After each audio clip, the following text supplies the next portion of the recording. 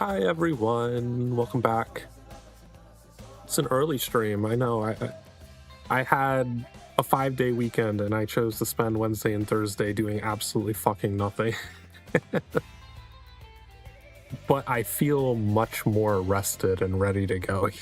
So we're gonna play some Planet Zoo for a while, and then I'll probably take like 1 or 2 hours of a break.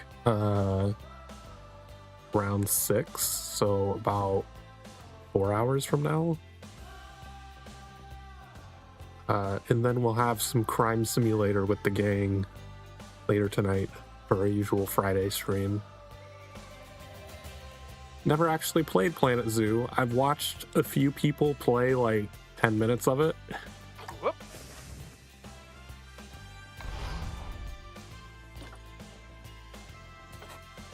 What is this, difficulty?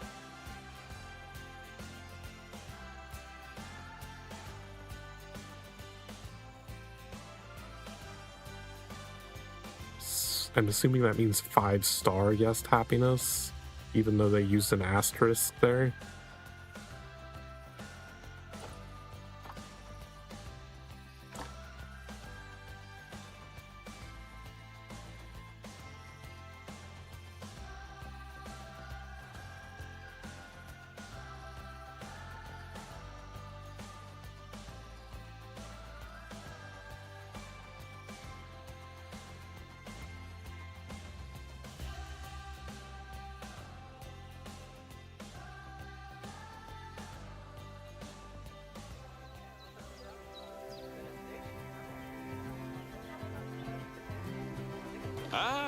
Heyo at Hematu.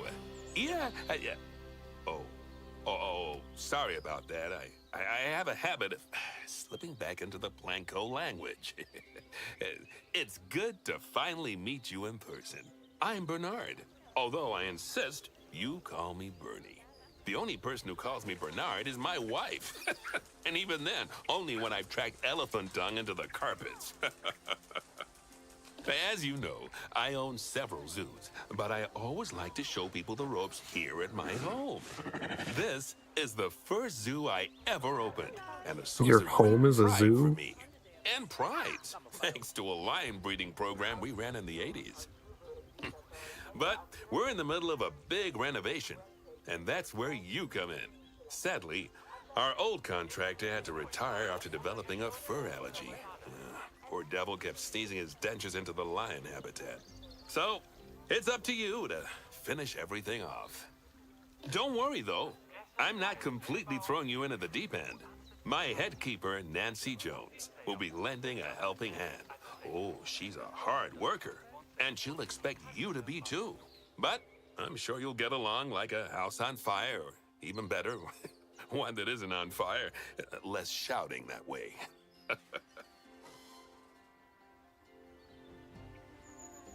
Hello there. From that rosy, fresh face of yours, I'm guessing you're Bernie's new hire. Good. Now, I hope you're ready to ditch your diploma because we're about to get really hands-on. But before we begin the real work, how about we familiarize you with the zoo by learning how to fly around it and visiting some of our beautiful animals? We'll start by popping over and having a look-see at the grizzly bears in their habitat.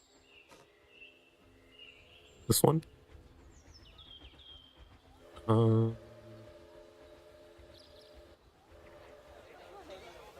Did you know that grizzly bears, also known as Ursus arctos horribilis, can hibernate for up to 7 months a year?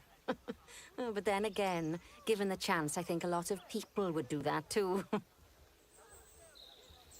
Select one of the bears and you'll bring up its information panel. This is where you can find out all kinds of information about your animal. The most important thing being its overall welfare. You'll learn more about animal welfare today as we go through your objectives. But for now, let's enjoy this magnificent animal. Why don't you select the camera from inside its information panel? See, now this is a fantastic way to get a close look at your animals. Okay, when you're ready, let's pop over to the other side of the zoo and take a look at the lions. I've marked their location for you to find.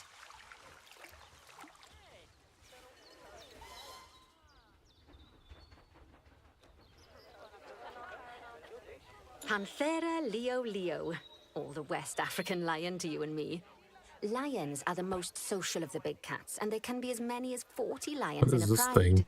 Although prides of that size are pretty rare.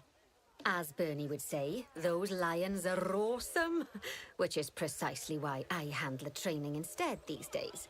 Anyway, how about we get started on those objectives? Come on, let's head over to an empty habitat and see what needs doing there.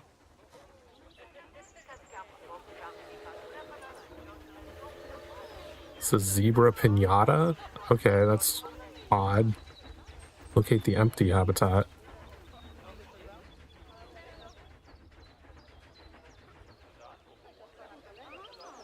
As you can see, it's a lovely space for animals, but it's missing a certain something. Well, two somethings. Warthogs. So I'd like you to adopt a pair of them. To adopt animals, we need to open the animal market, which is in the animal trading section.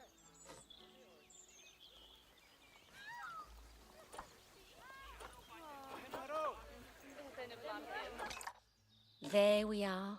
A pair of perfectly splendid warthogs for our zoo. Just select them and choose Adopt. Normally, the animal exchange would be full of animals, but I've emptied out the market while you learn how it works. The last thing I need is you accidentally ordering a dozen elephants. What's wrong with a dozen elephants? When you adopt an animal, it's automatically placed in the trade centre, where they're held until you're ready to move them into their habitat, which, as it happens, you are. So how about you move them into their new home?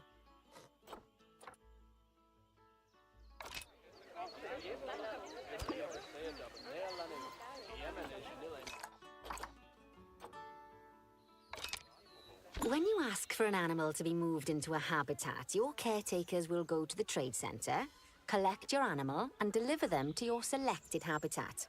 I've marked the trade centre's location, so let's go and watch the caretakers in action. Did you?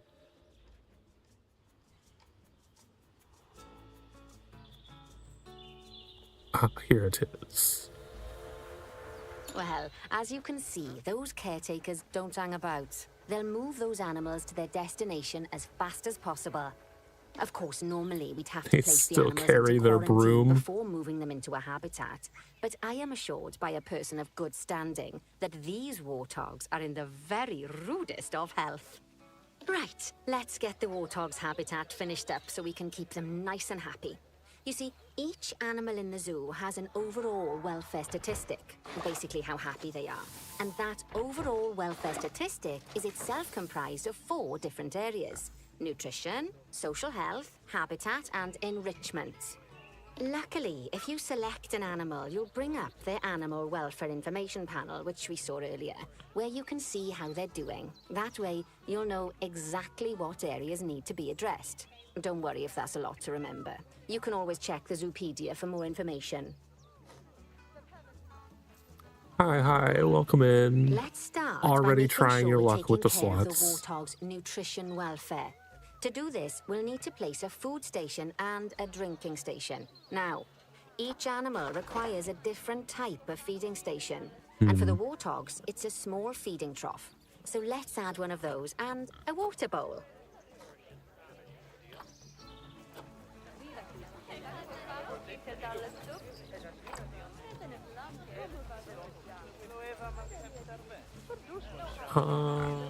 What about over here?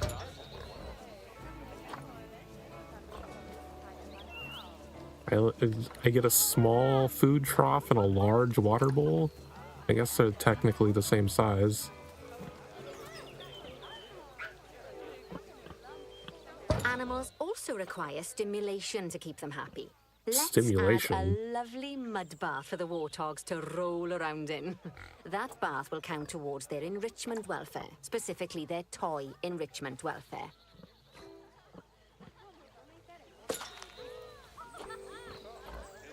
Oh, nice work. You've got a knack for this, I see. Now, Our contractor had to leave in a hurry, so this place is in a pharaoh state. They don't have any food and water yet. They're just empty bowls. But the first thing we need to finish is the ostrich habitat. It's over near the hippos. Do the keepers just automatically put food in?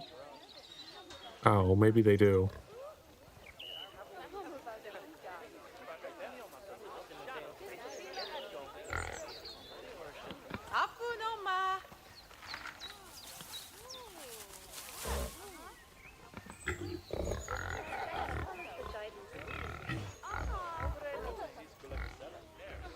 Alright, where are these ostriches? It's missing walls. Before we actually start building our ostrich habitat, let's pause time for a moment. Oh, hold square. Interesting. That's more like it. A quick break. Sometimes it's a good idea to pause the game whilst you're doing something which requires your concentration, because it'll stop the zoo spinning out of control while you're looking the other way. Let's keep the game paused while we get this ostrich habitat built. Okay, job number 1 here is to add a habitat gate before we complete the barrier. Every habitat needs a habitat gate. After all, how else would the keepers get in and out? Just make sure it's hooked up to the path so the keepers can reach it.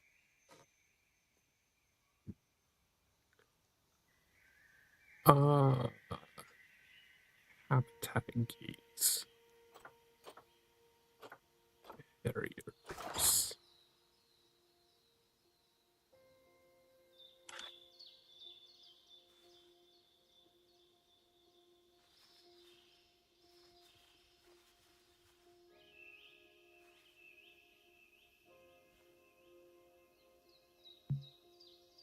Obstructed? What do you mean? That's not where I'm supposed to be putting it?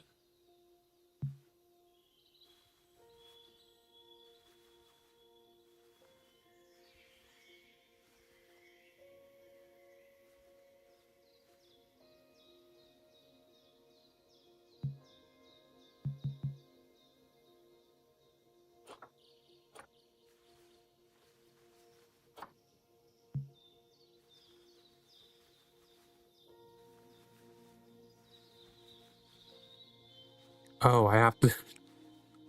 It doesn't connect if I look at it from this side. I have to be from this side. That's strange. Right! Let's complete the perimeter barrier so we can adopt us some ostriches. I've marked out an area for you to use, so I'd like you to finish off the perimeter using the brick barrier.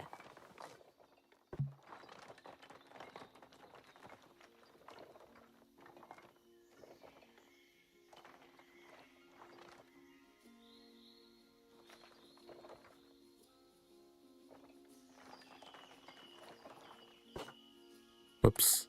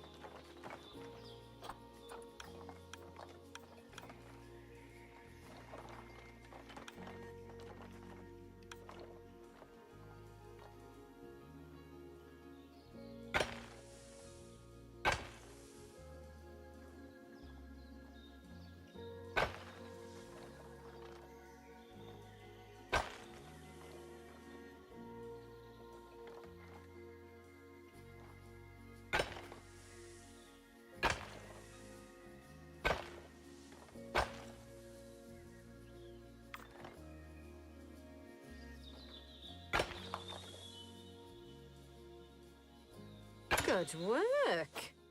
Remember, before you can place animals in any habitat, it has to have a full loop of connected barrier. Now, you've probably noticed that guests can't actually see into this At habitat first at the moment. glimpse, At least when not this without a was just step at the ladder. top of the But screen, it seeing as just they're looked like a banned, giant I'd pile like you of to dung. select a piece of barrier and swap out the brick for a glass barrier so the guests can see in. Glass.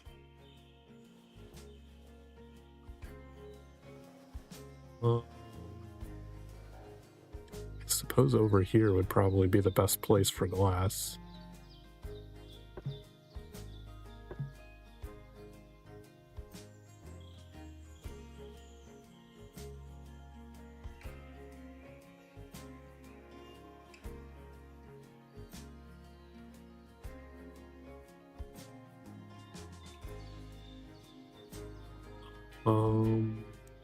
There we go.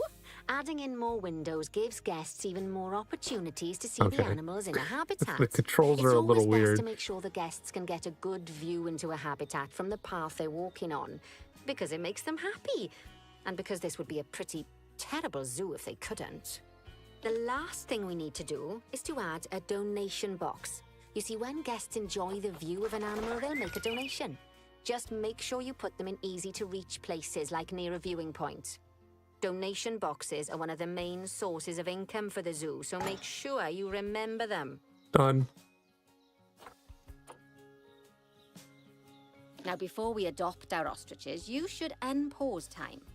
After all, if time's paused, then so are our caretakers, which will make it a bit tricky for them to deliver the ostriches. Is this a sprinkler? Oh, by the way, as well as pausing time, you can also speed it up. It'll run everything at 2 times and 5 Common times faster. ostrich. It can be useful, especially if you're waiting for money to accumulate or for animals to be delivered to your habitat. Personally, I use it when I'm waiting for a brew to finish. All right, you've finished the habitat, so it's high time we adopted those ostriches, don't you think? Let's get 4 of them in here. Yeah, already on it.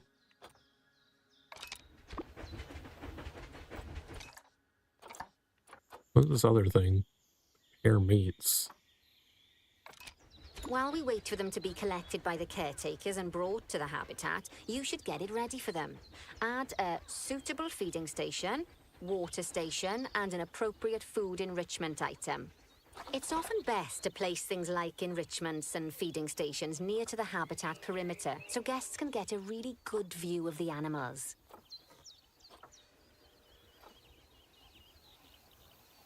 What's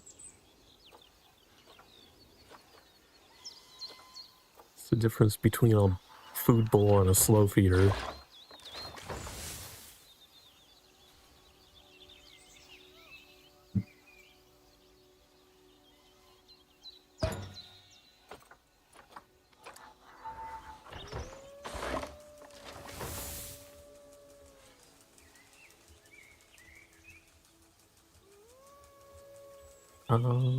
It's the rotates.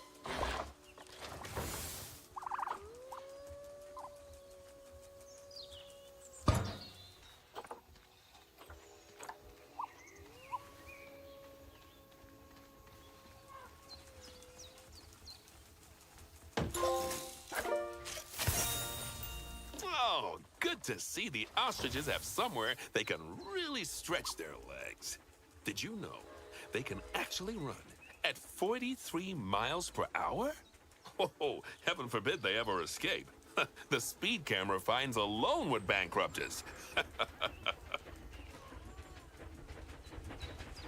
Well, Bernie certainly seems impressed. Did he do his speed camera joke? Every time we get an ostrich. So, now we've made the ostriches' lives a bit better, let's do the same for the keepers, shall we? To make it easier for the keepers to feed the ostriches and hippos, we should build a new keeper hut. Keeper huts are where the keepers prepare the food for animals, so they should be placed near to the habitats to make sure the keepers don't waste their time walking when they should be looking after the animals. You'll need to rotate the keeper hut to get it to connect up to the path.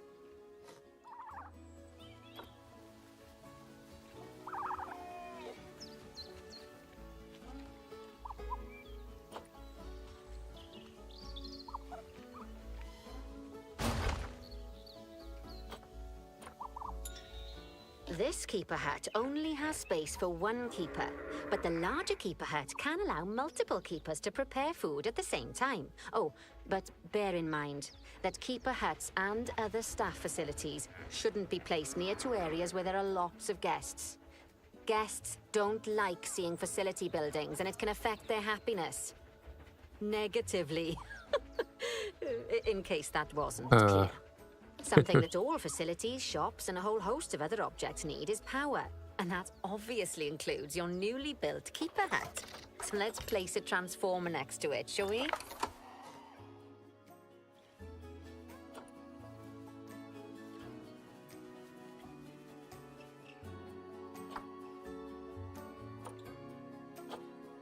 Lovely work.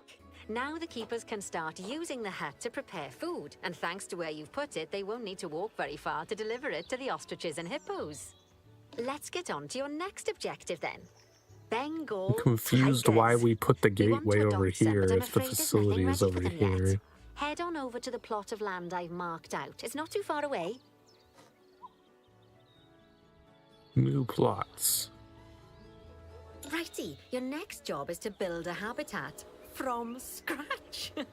And concrete and glass, I expect. So go ahead and build it. Just make sure that the habitat includes that big hole we've dug. Oh, and don't forget to add a habitat gate to the barrier. Oh, and make sure the guests will be able to see the tigers.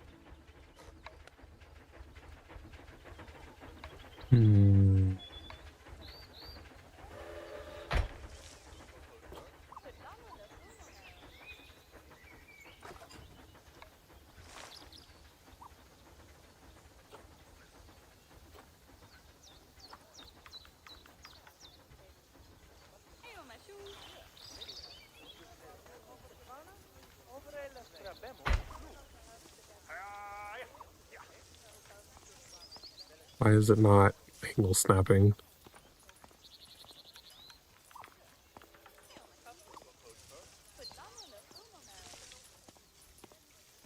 Probably because I haven't actually built anything yet.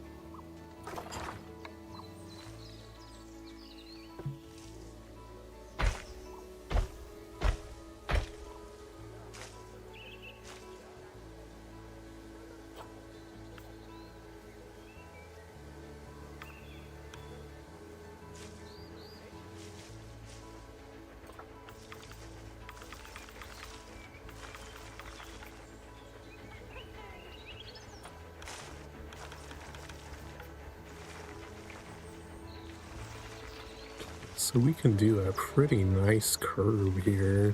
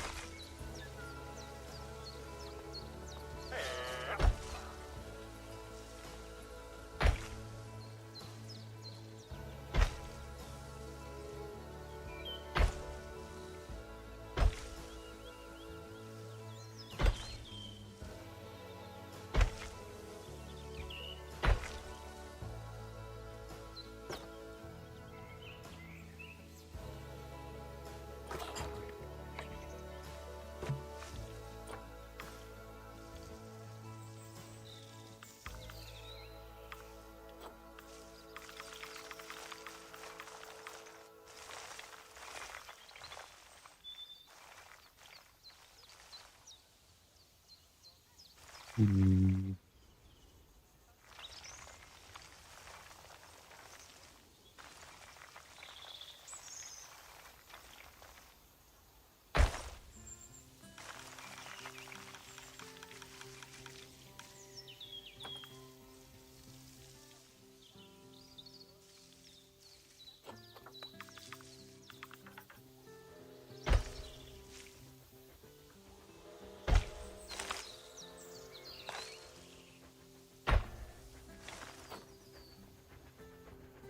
Enclosure builds.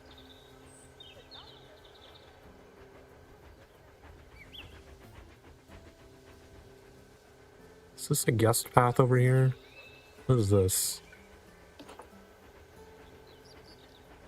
That's a transformer. Okay.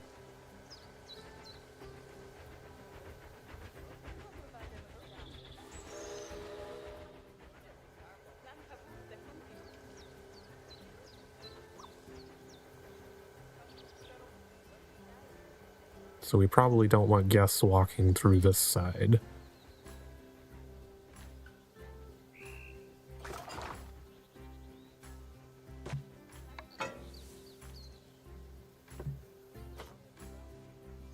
Glass over there.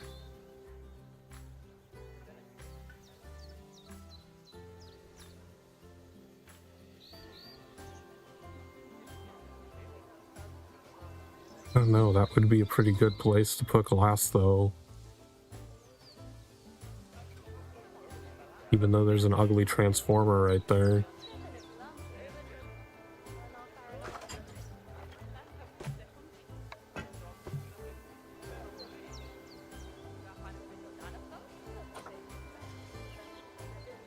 Okay, now we need a gate.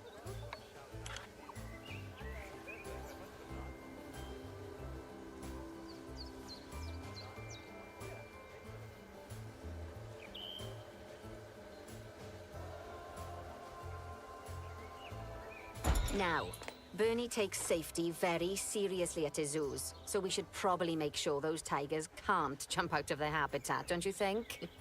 The way we'll do it is by changing the height of the habitat's barrier. Okay then, let's select the habitat barrier and then jump into barrier editing mode.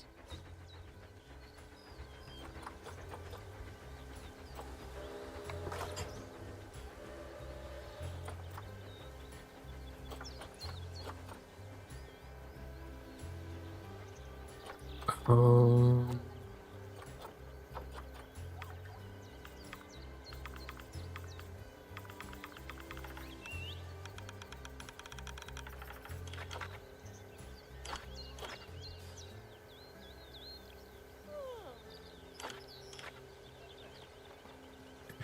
how do I increase the height?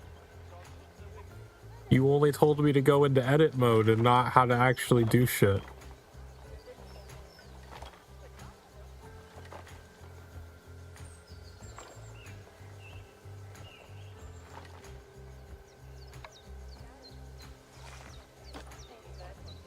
And change the color of the concrete. Interesting. Okay, I only see a length.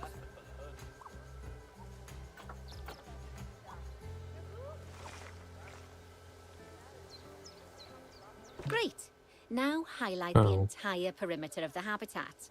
You can do that by selecting fence segments one by one, or select one and hold to use the multi-select mode. Or just the select all button works as well.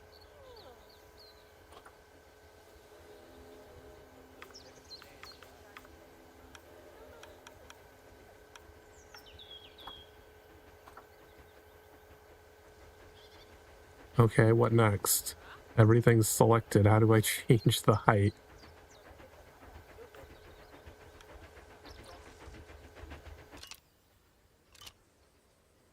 It says hold square to edit the height.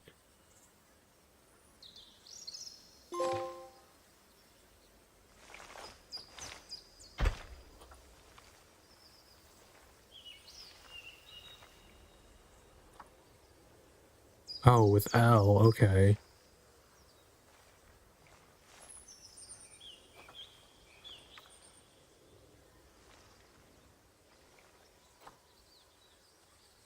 Okay, let's start this again.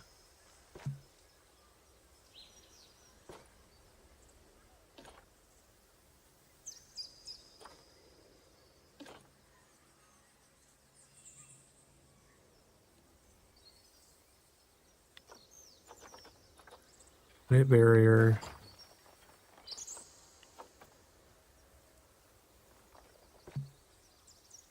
Select all. Hold.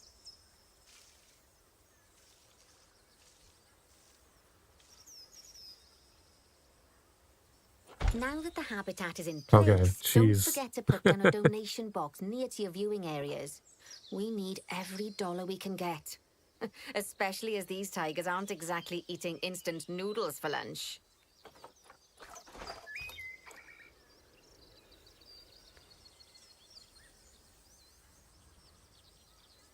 Okay, that's the habitat boundary complete, the habitat gate's in place, and most importantly, the tigers won't be able to jump out of it anymore. I think it's time Oh, I we can only adopted those place one. tigers. Well, are we going to fill this in with water? I thought this was going to be a water pit.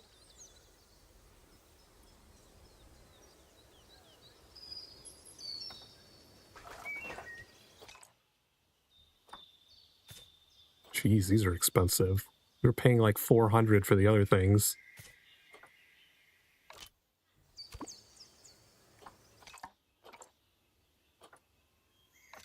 Whilst our trusty caretakers collect and deliver the tigers, let's take a look at preparing the habitat for their arrival. We'll They're start already with the here. basics. Add a suitable feeding station for them.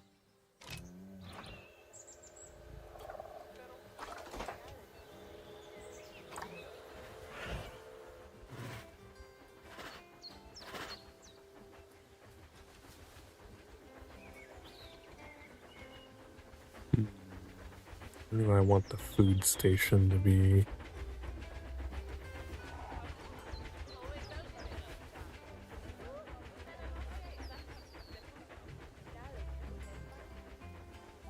This time, instead of adding a water bowl, let's try something different.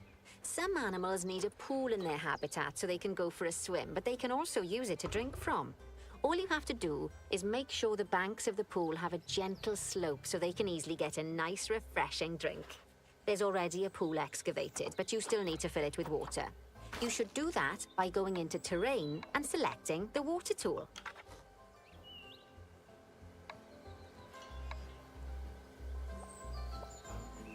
Yes, that'll do nicely.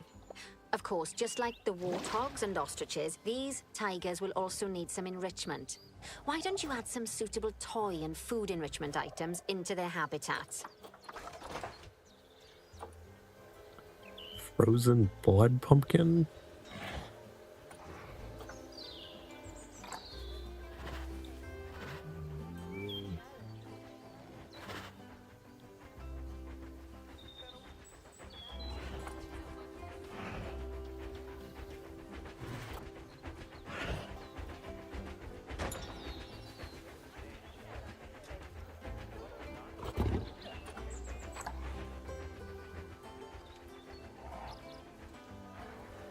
Okay, it's really starting to take shape. Now, the tigers will need a shelter in their habitat so they can hide from the guests, or more likely, the bad weather. Although, given that we're in England, you might want to think of that just as normal weather. Go on, add a shelter to their habitat. You can either build one from various suitable bits and bobs, or if you like, just pop down the blueprint that I've already built for you. How do I construct one?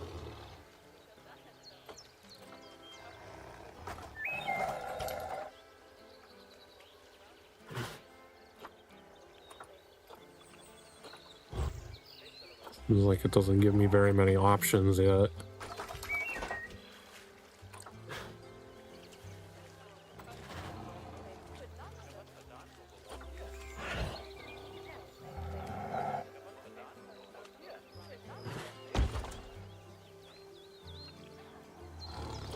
Oh, poor Dabs.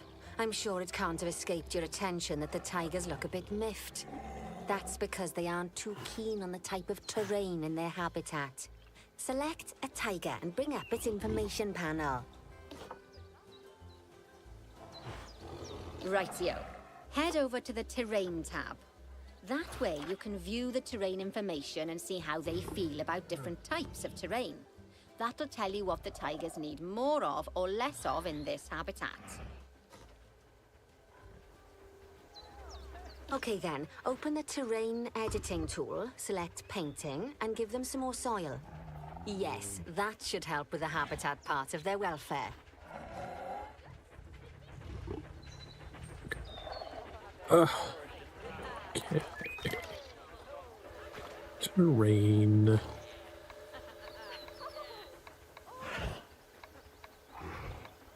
Wait, what thing did it want?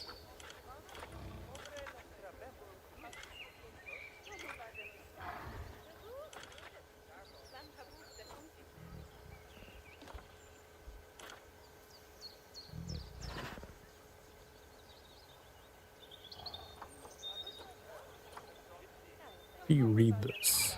He needs more soil.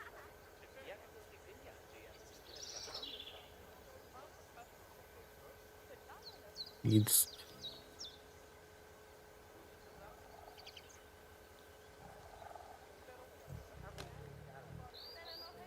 less grass. So is the little white bar where we're currently at and the longer white bar the range that it wants us to be in?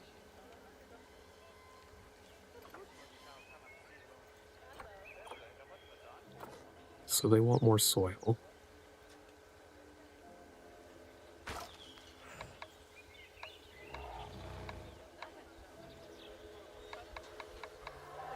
Oh, there's more stuff over here, I see.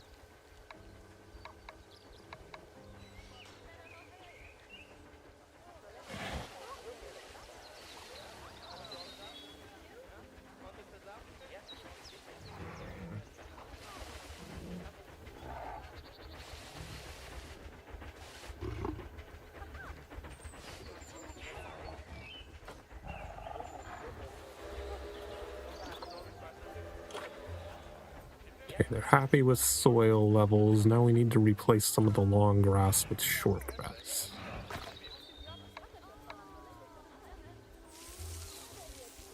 Right then. All animals need plants and trees from their own biome or continent. You know, deserts, savannas, or Asia, Europe, that sort of thing. It looks like these tigers need a few more plants in their habitat. To get a perfect fit, use plants from the rainforest and temperate biomes that are native to Asia. Although if you have to, you can get away with using just one or the other. The tigers will also want a certain amount of their habitat to be covered by those plants. To find out which plants to use and how many, select a tiger and go to the Environment tab. Now, as you can see, some of the plants currently in the habitat aren't quite right for the tiger, like the wattle bushes. You can remove them if you want. You can find all of the plants you need in the nature section, and you can use the filters to only show the types of plants you want to see. In this case, that's plants from the rainforest or temperate biomes.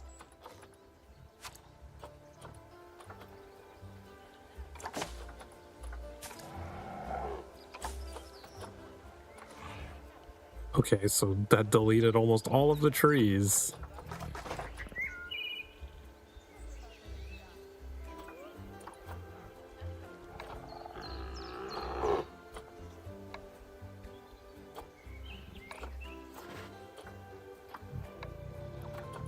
Asian plants.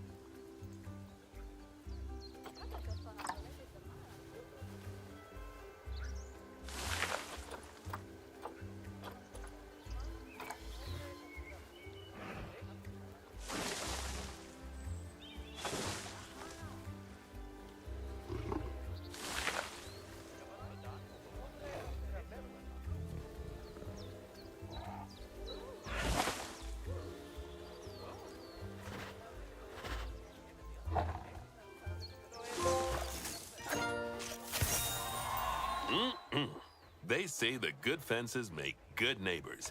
I guess that's doubly true when one of the neighbors is a Bengal tiger.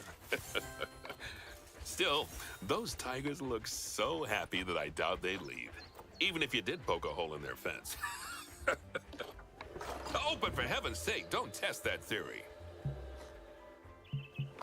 You won't let me delete this random wall in the middle of their fucking habitat now. Peafowls. I've been told that we need to improve their social welfare. I didn't even know that was there. Now then, just find one of the peafowls and select them to open their information panel. Then we can have a good gander Why at do how they they're have doing. a fucking maze Although in their technically, I habitat? suppose gandering would just be for geese.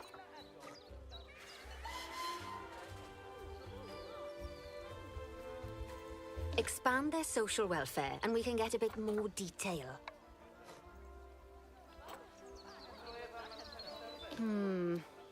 Now, they've clearly got plenty of space, and they're not stressed, but it looks like their social group isn't quite right. So let's find out more. Head over to the social tab to see what's wrong.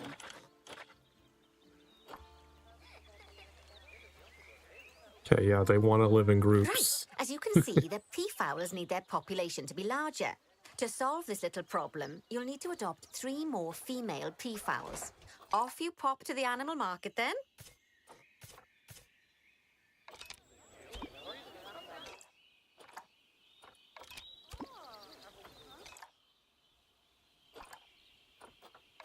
Good work on those peafowls. I expect they'll be delivered soon.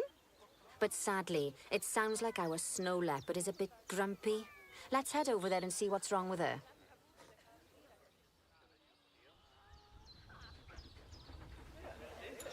Just like people, animals can suffer from stress if things aren't quite right. You know, like when you see someone put in the milk before the tea bag. In the case of these snow leopards, they're a bit stressed by their lack of privacy. You can lower their stress levels by swapping out the normal glass barrier by their cave for one-way glass. It's not a cheap option, but I think they're worth the expense, don't you? This will give the snow leopards somewhere to go when they want to get away from the prying eyes of the guests.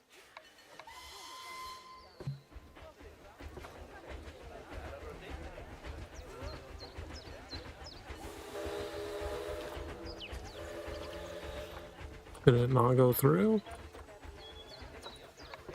Oh, I probably didn't reselect the glass. Of course, when an animal isn't in its natural biome, it's probably going to be too hot or too cold.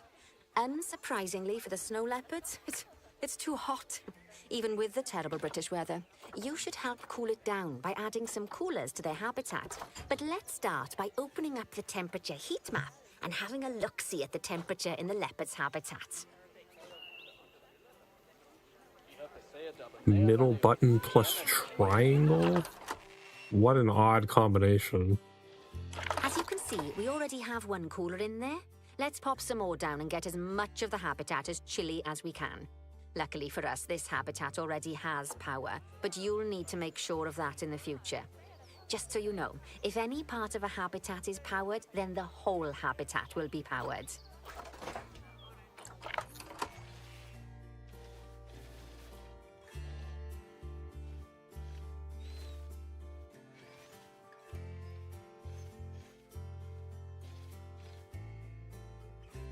I had it over by the plants rather than like in the middle of the habitat.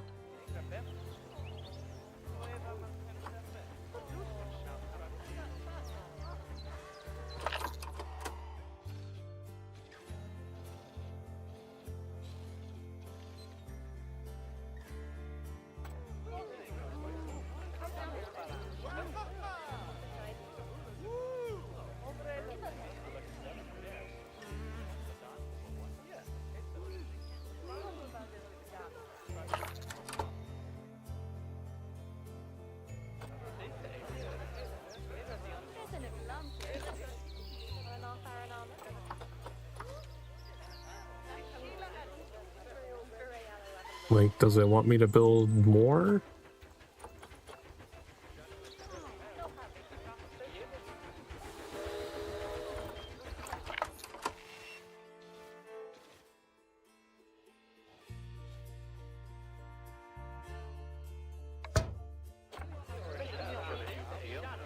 Okay, maybe a second one?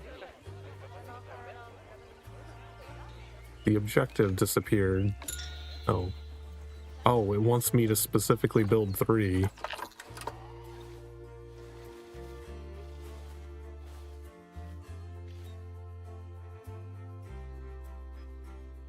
You can find heat maps for all sorts of helpful That would have been things, so do be helpful sure if the to explore objectives them and had make stayed good visible. use of them. It'll take a little while for the temperature to adjust once you've added coolers or heaters, but now we've got the coolers in, we can address the leopards' terrain welfare.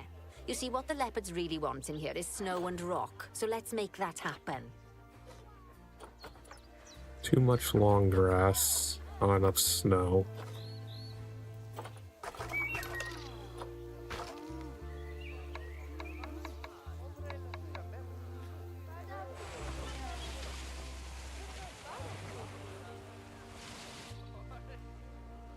That does go out.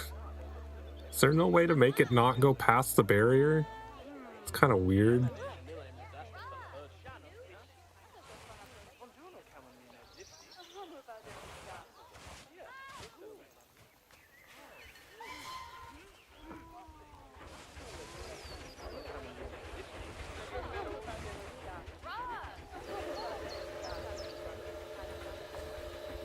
Where did it go?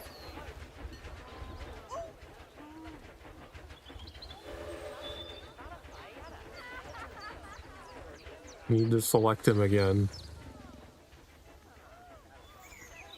Oh, he's in the tree. Still too much long grass, but snow is good now.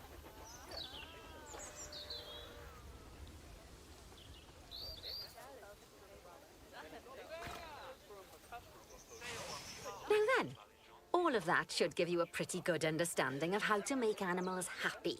So I'd like you to go and check on all the other animals in the zoo and fix up any issues with their habitats. That'll increase the average welfare of the animals across the whole zoo. And that average welfare is a very important statistic. Now, to quickly see how all Is your it? animals are doing in the zoo, you should head to the animal section of the zoo management screen.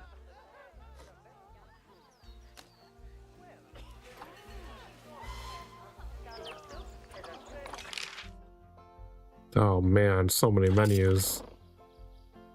As you can see, this list shows you the animal's overall welfare. So if something's amiss, then you can quickly pop over to them using the locate tool. Right, I'm off for a cuppa while you make sure all the animals are well looked after.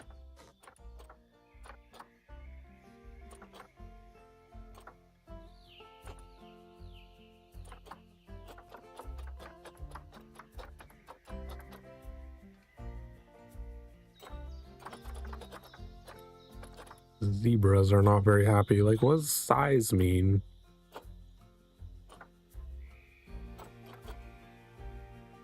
Okay, zebras don't have enrichment. Where are the zebras at?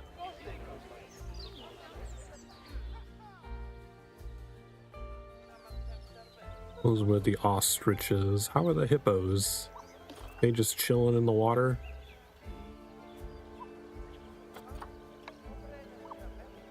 They want a larger social group.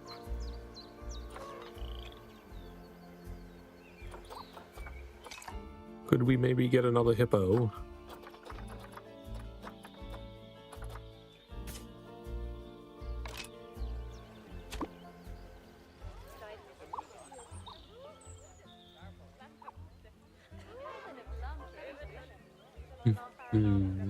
Is there...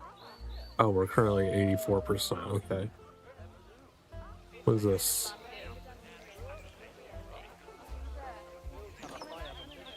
Timberwolves. They seem to be doing fine.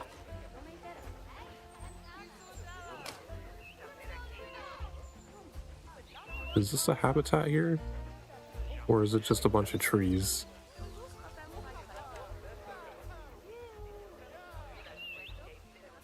This was the lions. How are they doing? They're fine.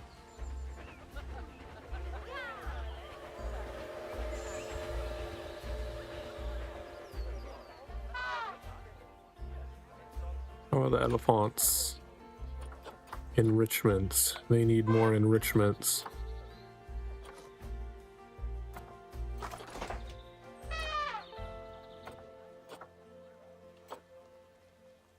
Enrichment items.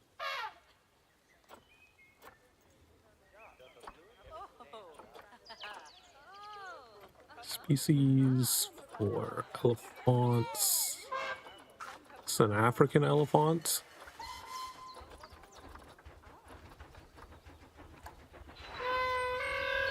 You should probably make sure. Savannah elephant. Whoops.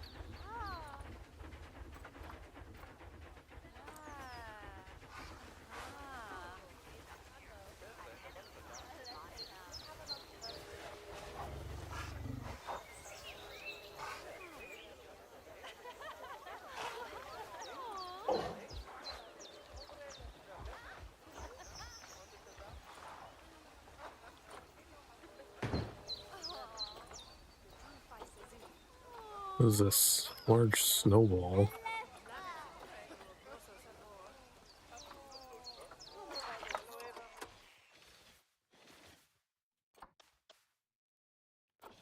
Let's put this maybe over here somewhere.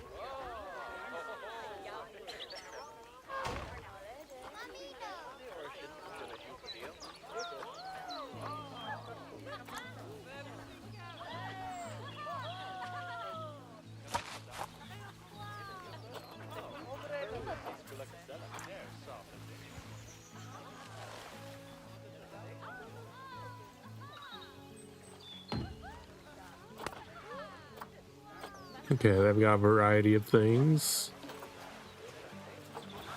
Alright, enrichment is 100% now. How are the hippos? Are they happy? Still... Oh, but that... So their social group fixed up, but now they want more space. I don't know that I can do anything about that.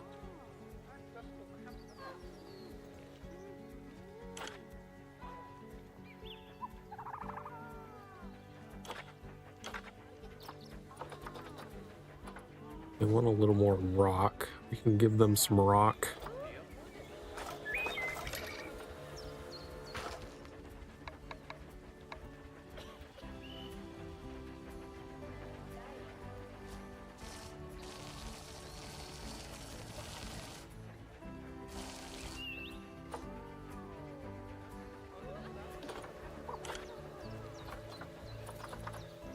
Okay, they're happy with the rock. Sufficient shelter space. I'm gonna have to come back to that one at some point. Not much I can do about that right now. They want more short grass.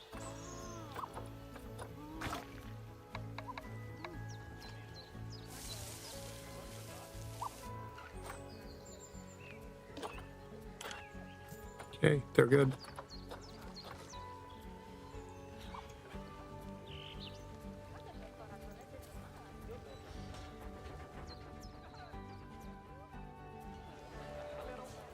This was the warthogs. How are they doing? They want more enrichment stuff. Food enrichments. Also want some long grass and less soil.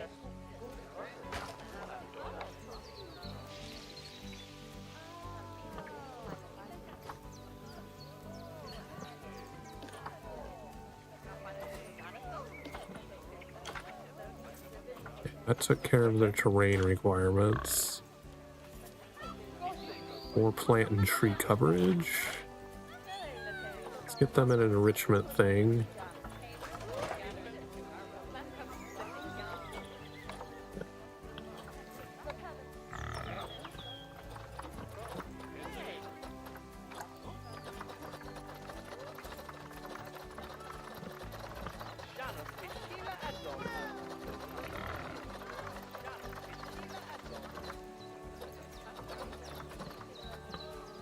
God, I should have looked at what it was even called first. Common warthog, okay.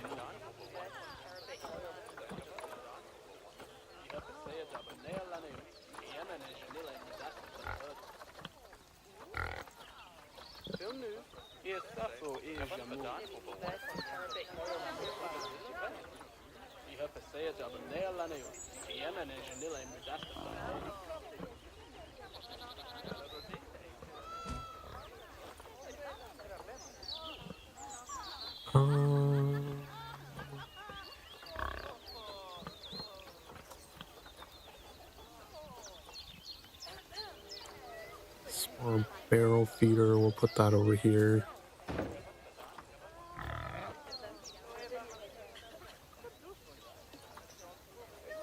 Okay, they're happy with that.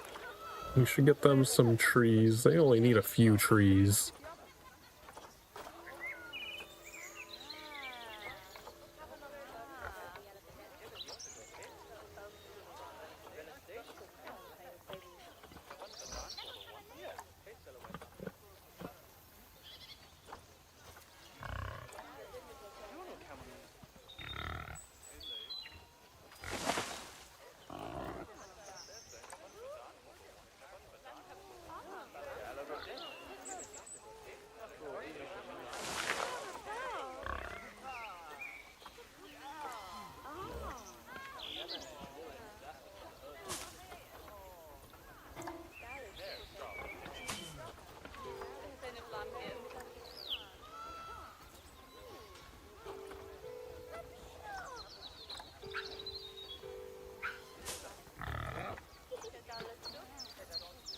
How about that? Okay, they're happy with plant coverage. They do have a few that they don't like, though. Maybe we should not. Okay, so they didn't like those. Let's try grassland instead. That'd probably give us better options.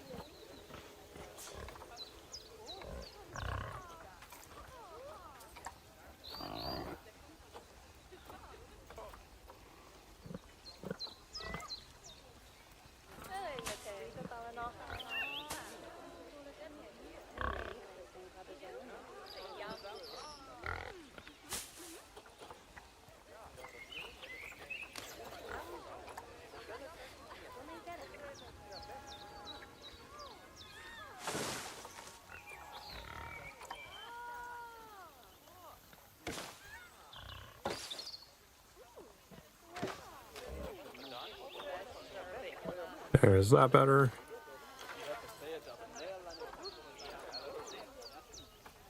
Don't like that. They don't like that. Never mind then. We'll just go fuck myself.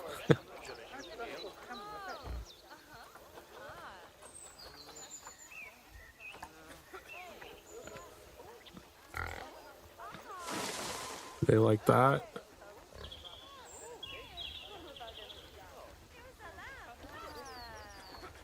Where the fuck did they go?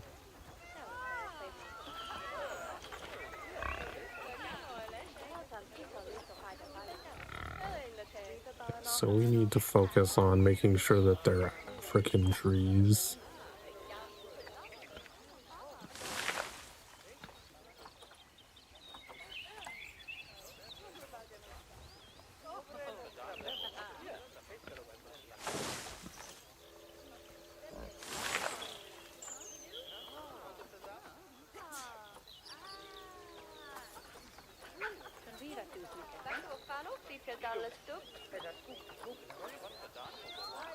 Continent, Africa.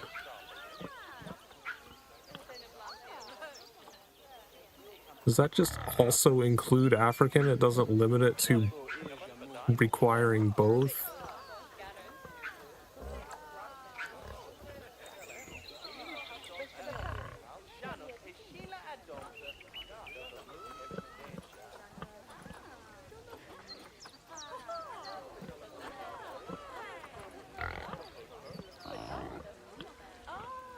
I think it's doing an or search instead of an and search, which kind of makes it fucking useless.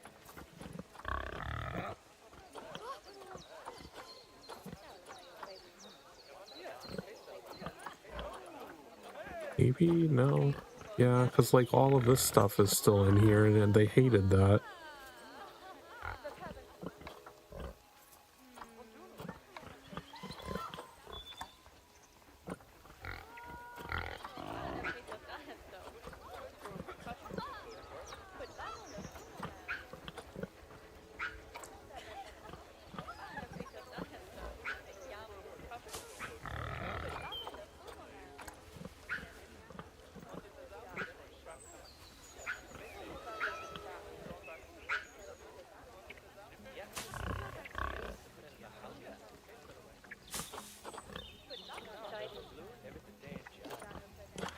Oh no, okay, they seem happy with this.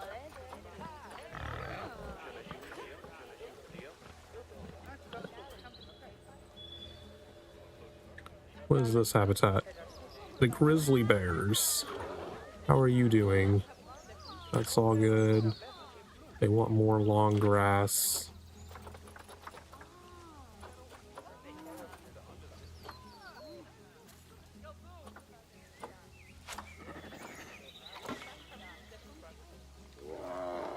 Okay, so we need to recover with some things that are actually native there. Oops.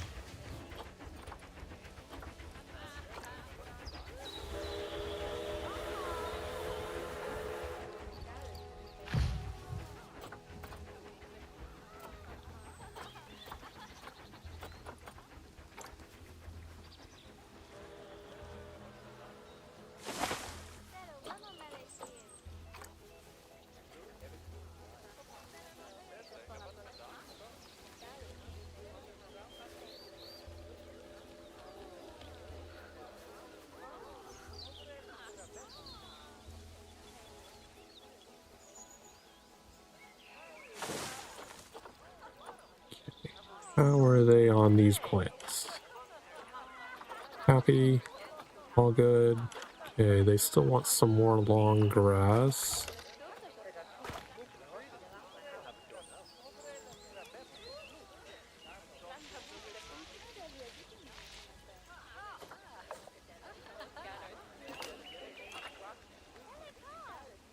Wait, do they want more or is it too much? Needs less long grass. So we should turn some of that into rock.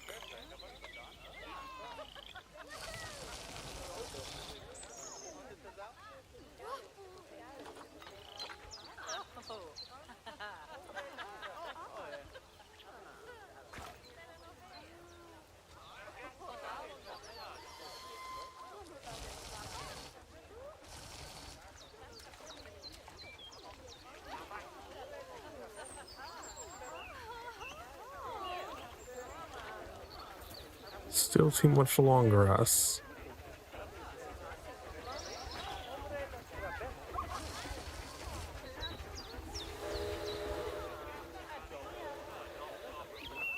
Oh, I don't want to select the pool. Still too much. Where is the long grass?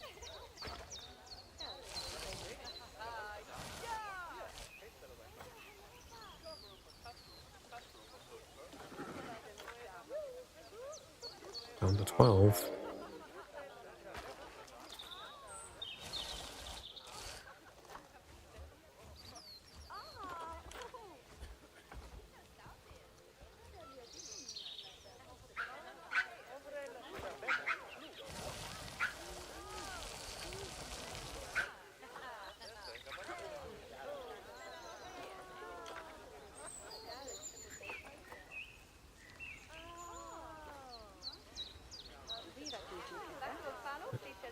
I don't know where there's more long grass to remove.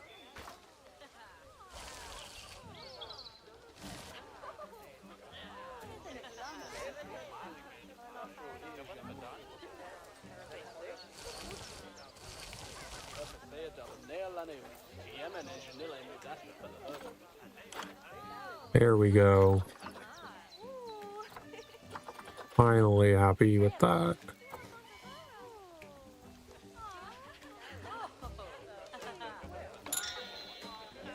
We're at 85 still. Giraffes. Oh, the giraffes and the zebras are in the same exhibit. They don't have any enrichment. Not enough long grass. Way too much soil. No enrichment. Not enough long or short grass. Way too much soil. Okay, so neither of them likes all of the soil.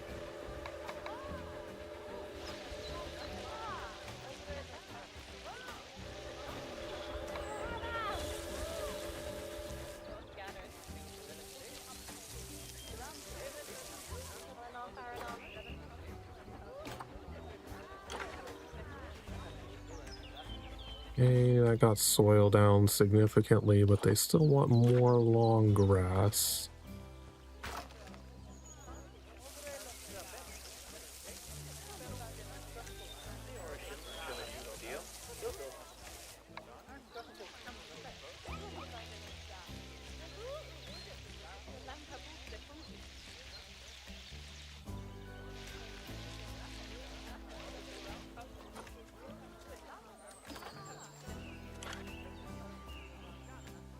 Getting closer there. Still need to get rid of significantly more soil.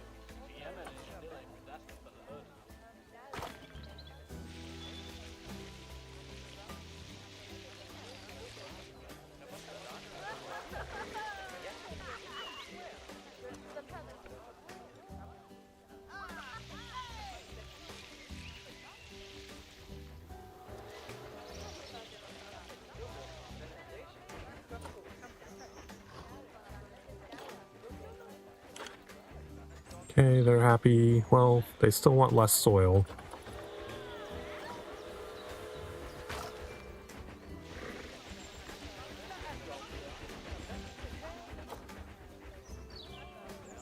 What are the zebras doing?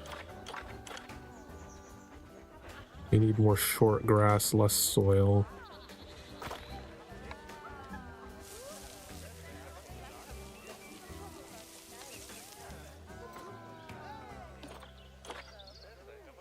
Giraffes still want less soil.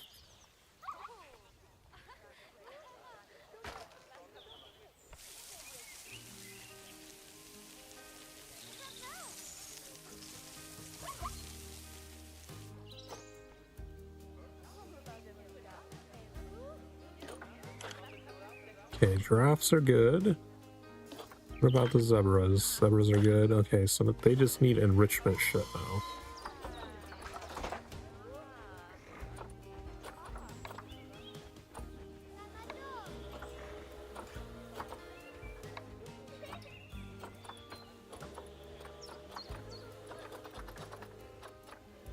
Let's make sure we know what they're called first. Plains zebra. Where did the giraffes go?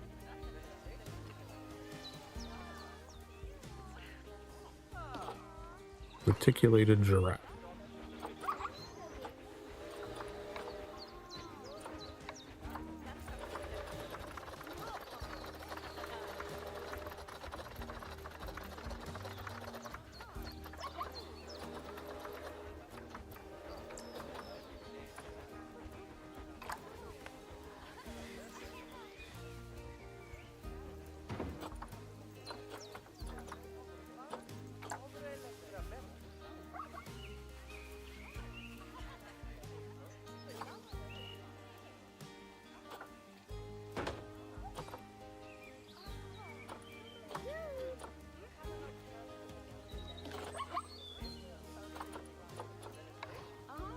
Okay, they want some toys as well.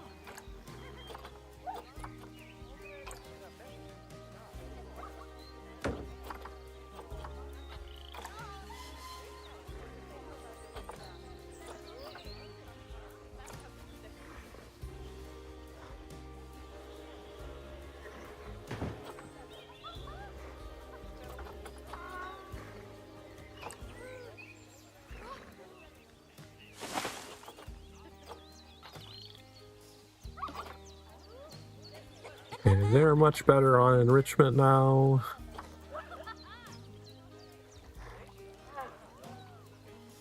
And the giraffes keep going.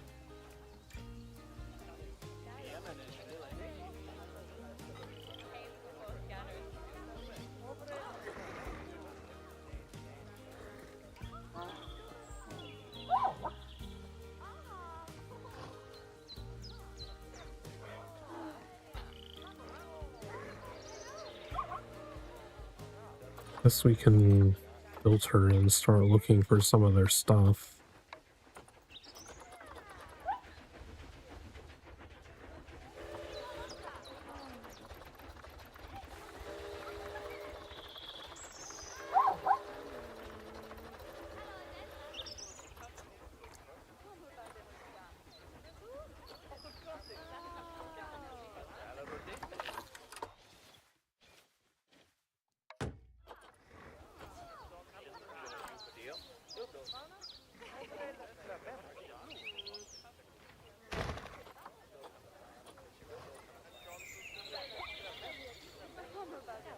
Don't know where the hell the giraffes are at. Oh, one's over here.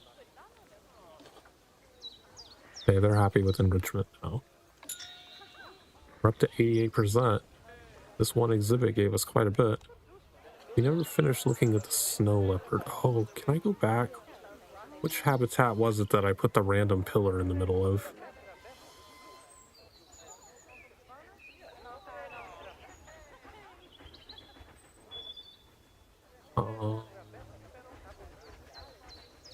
Man, what was that? This one? Yeah. Look at that stupid pillar.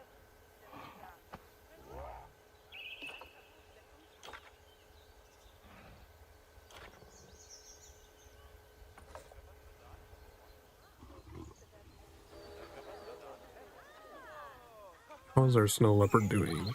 I'm assuming... What?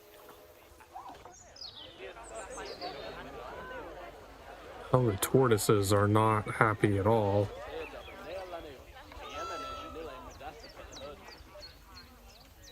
Stress? Isn't stress just that they don't have privacy?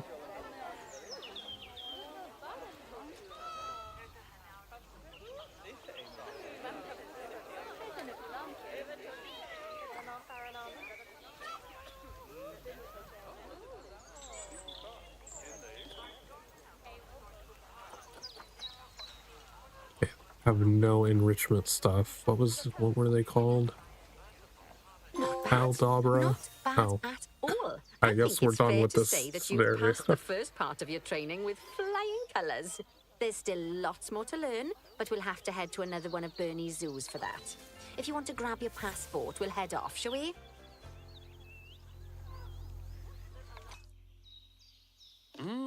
Sounds like you've got the whole zoo purring away nicely. Well,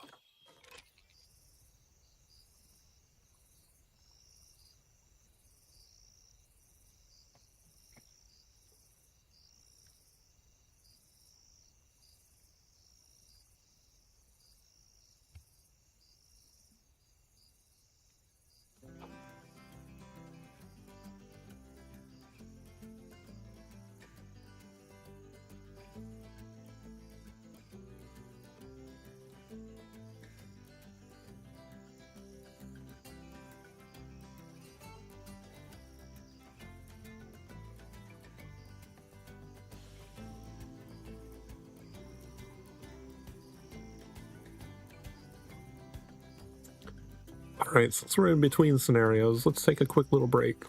Get up and stretch, get drinks and snacks. I'll be back in just a minute.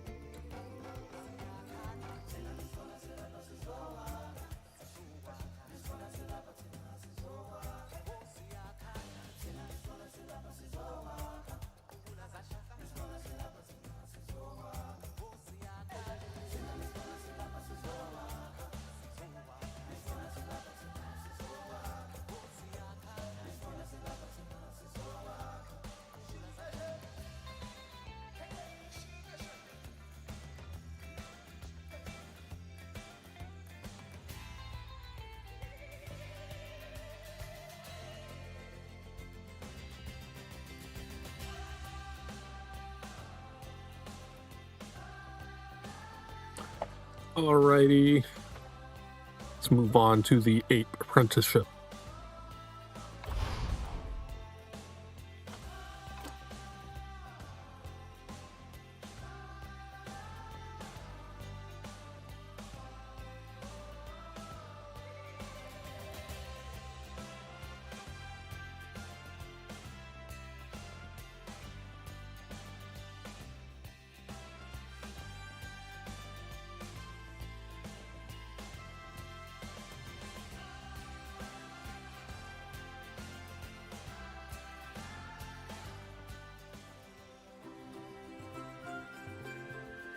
Welcome to Madagascar. It's quite the change of scenery from dreary old England, huh?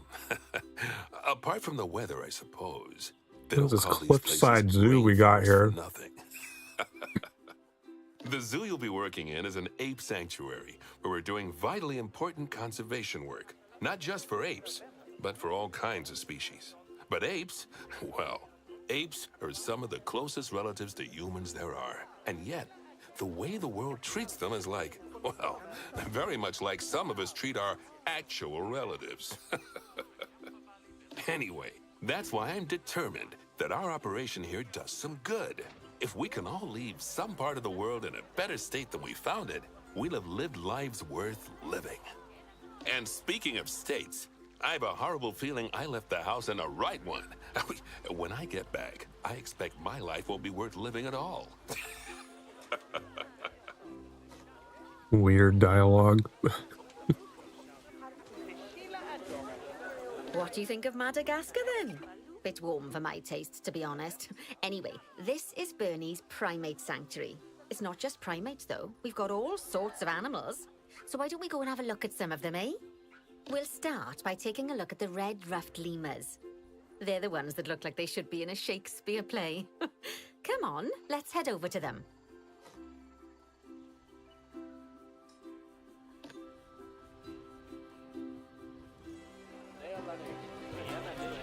Red-ruffed lemurs are found in the rainforests of Masoala. That's in northeast Madagascar. They can actually live anywhere from 15 up to 25 years. Fancy that, eh? Okay, when you're ready, let's go find our Bornean orangutans.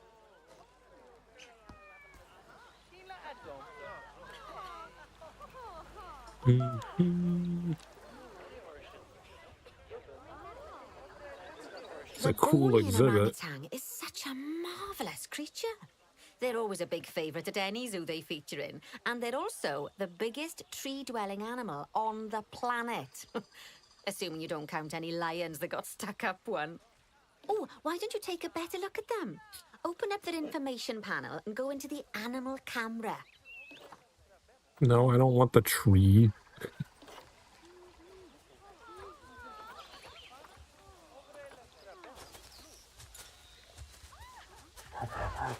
Aren't they just incredible?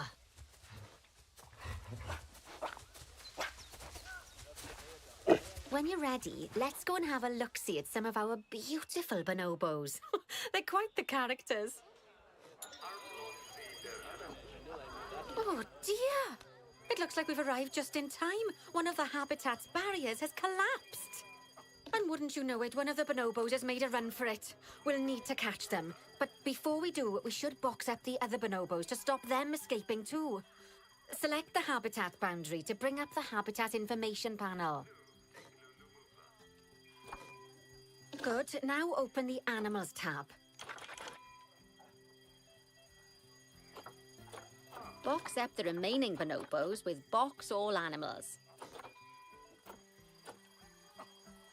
Now, we'll need a vet to recapture that escaped bonobo, but it seems our last one left to do some research in the wild. Not an ideal situation. So, we'll need to hire a replacement, Sharpish. Go into the staff tab of the browser. You can find all of your staff in here, but there's no time to go looking at their particulars at the moment.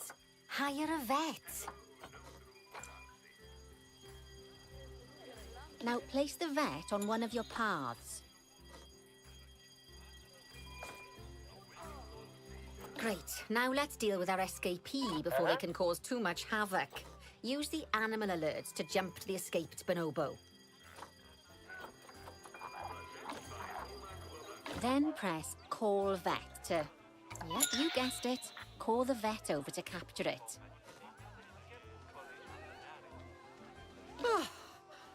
Okay, that's the relief. So while the vet deals with our bonobo friend, let's go fix up their habitat so they can't escape again. Head back over there. As you can see, the barrier's collapsed. Someone's taken their eye off the ball, obviously. Let's get this one replaced. Select the barrier and then we'll edit it. Delete the broken section of barrier and replace it with a brand spanking new one.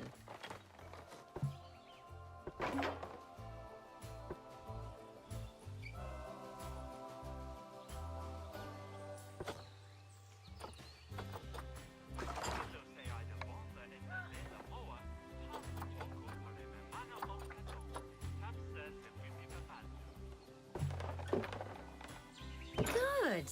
Now that we've done that, we need to make sure to add climb-proof barriers to the top.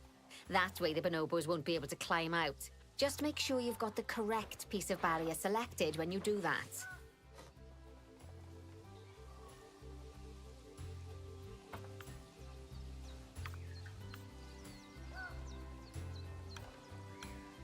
Okay, so go into the options section and select which side the climb-proof barrier needs to go on. And don't get it wrong. I just did We're that. more worried about bonobos climbing out than guests climbing in.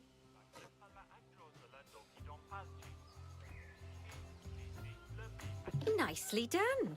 And I think it's high time we unboxed those bonobos, wouldn't you say? Why did it make me build The it on poor both mites will get sides? sad if we leave them in there for too long. Select the habitat barrier to bring up the habitat information panel again. And then open the Animals tab.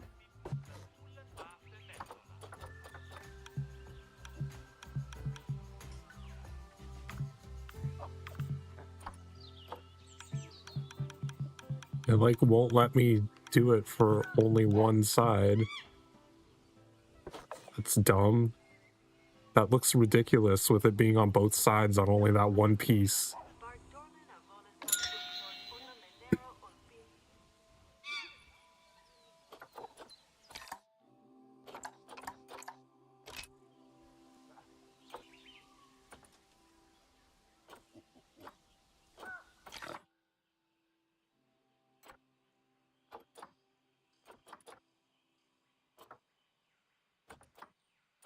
Where did it want me to go?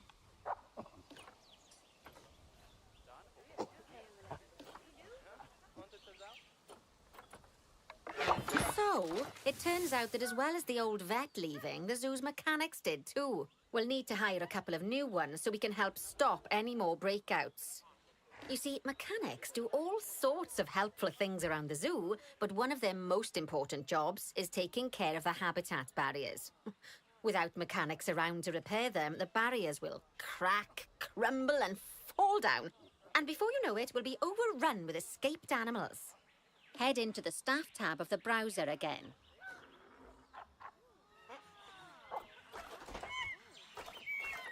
Hire a mechanic and then place them on a path to pop them into your zoo. You don't have to go back into the browser if you're hiring lots of the same type of staff member. Just place another one on the path right away. Does it want me to make it? Oh.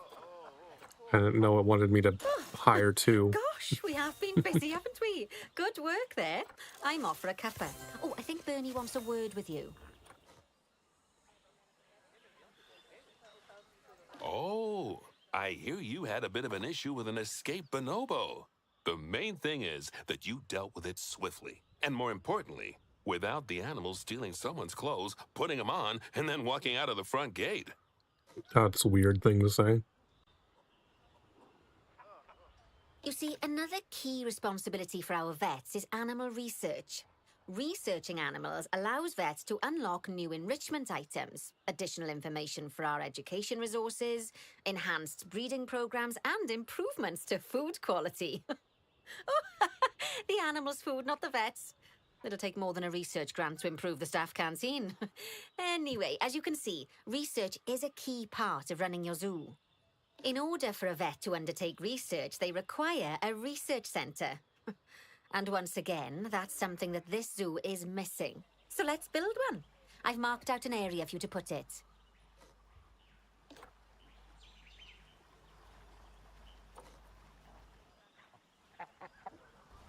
Now, Here? you've probably noticed that there's already a building where I want you to build the research centre. Don't worry. You see, the building that's currently there is actually a hollow shell. So we're able to place our new building inside of it. If you select the research centre for placement and then hover over the shell, you'll see that it asks if you want to add the research centre to the existing building.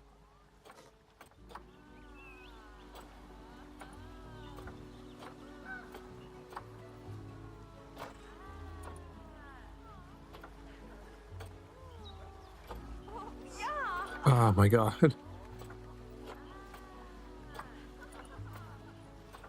Research center small? Now, select the building to add it to it. Oh, but that won't place it just yet, though.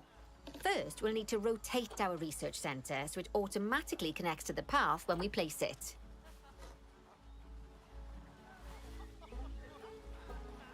Oh, the door's on the other side. These are just windows.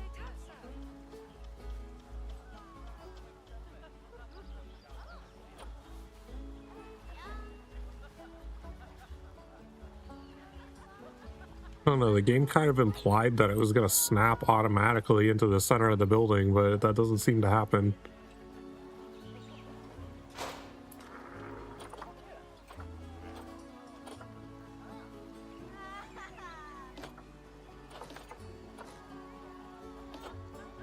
Was this not the correct thing?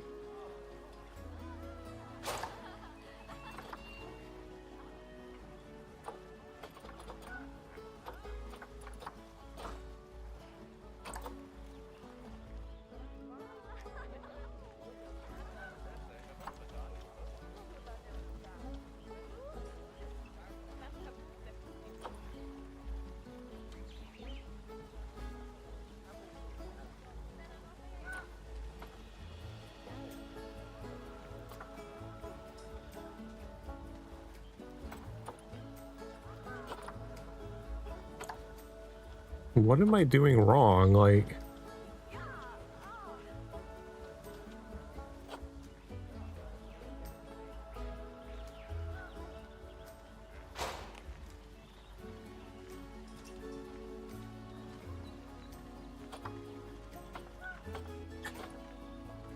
Is that not what I'm supposed to do? I'm super confused.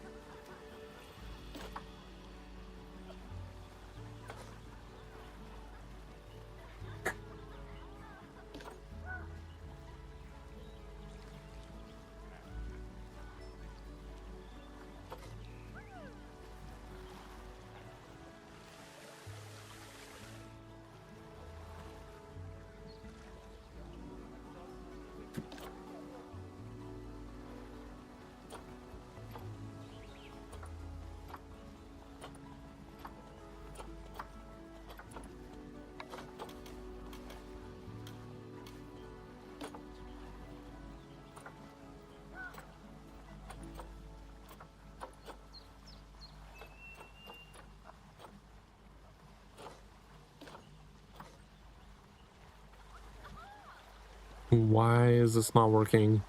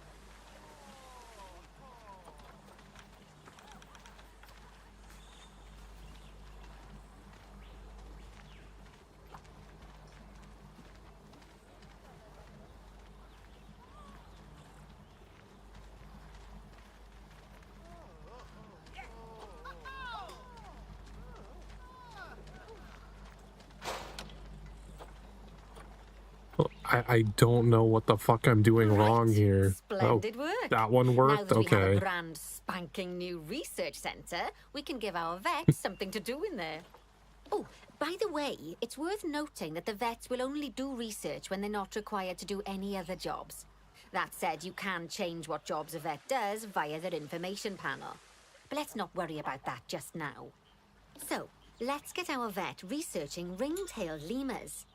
Pop open the access menu, head into zoo management, then go to the vet research section.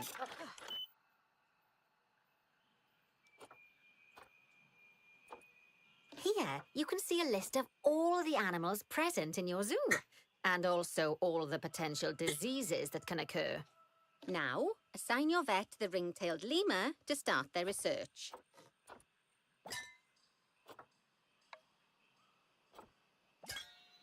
Actually, thinking about it, I'm not sure we've got any education boards or speakers by the lemur's habitat. Let's head over there and add some, so our guests can learn all about the furry little delights.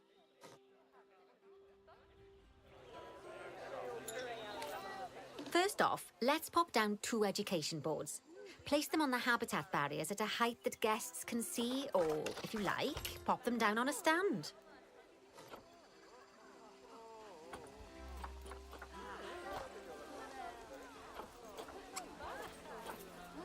Oh my god.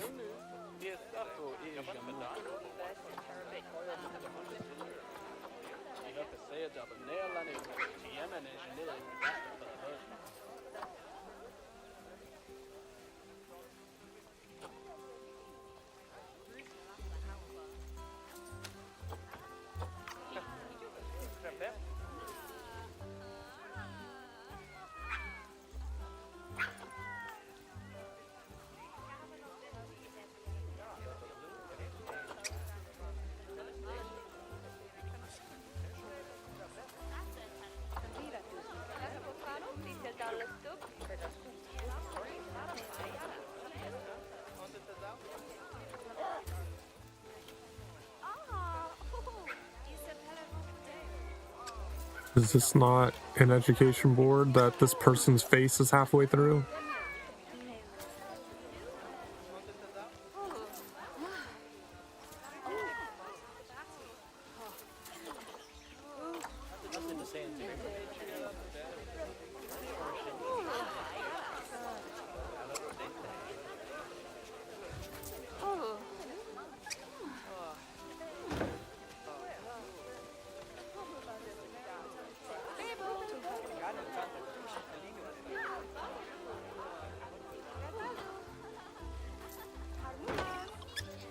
Okay, now that they've been put into position, we have to tell them what animal to display information about.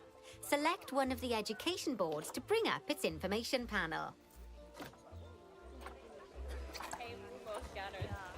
And from the drop-down list, select ring-tailed lemur. Although I'm sure that last part was obvious. When you link an education board or a speaker to an animal, you need to make sure that said animal is close by. If it isn't, the guests will get confused and won't learn as much. Educational speakers. Okay, now that we've done the education boards, let's pop down a pair of speakers. Speakers play audio to the guests so they can learn while they look at the animals, instead of having to go through the laborious process of reading. Oh, one thing to bear in mind is that it's important not to put the speakers too close together. If you do, the guests won't be able to understand what's being said. Now we simply need to link the speakers to the ring-tailed lemurs, just like you did with the education boards.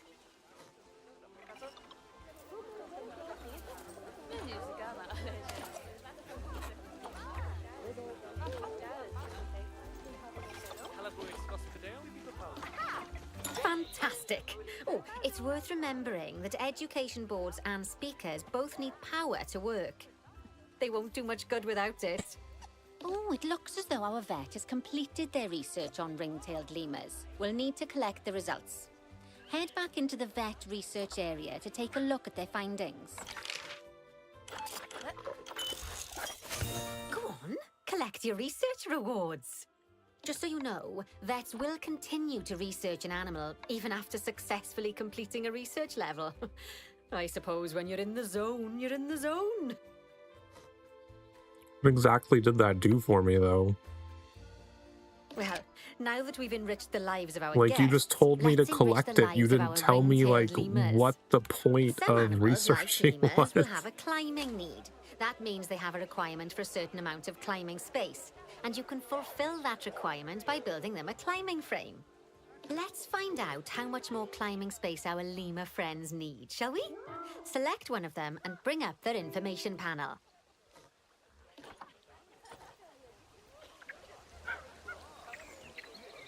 Next, pop over to the Terrain tab.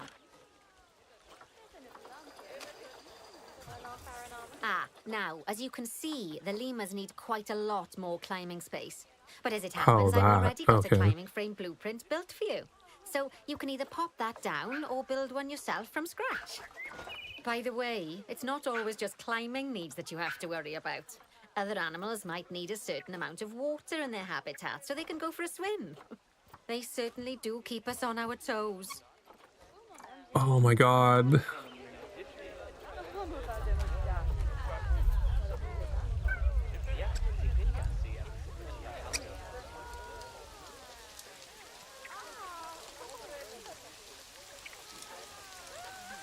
You mean outside placement area?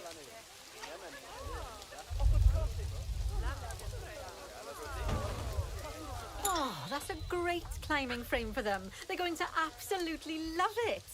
Do you know what would make them even happier, though? Nicer food. But that's true of all of us, though, isn't it? You can unlock better quality food for animals through research. Luckily, we've already unlocked some for the lemurs, so all that remains is to make sure they get served it from now on. Let's bring up the habitat information panel by selecting the lemur habitat.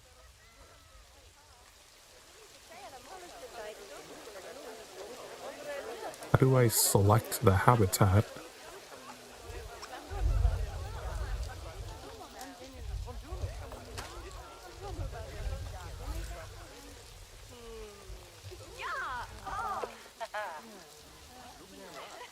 Is there a button for that?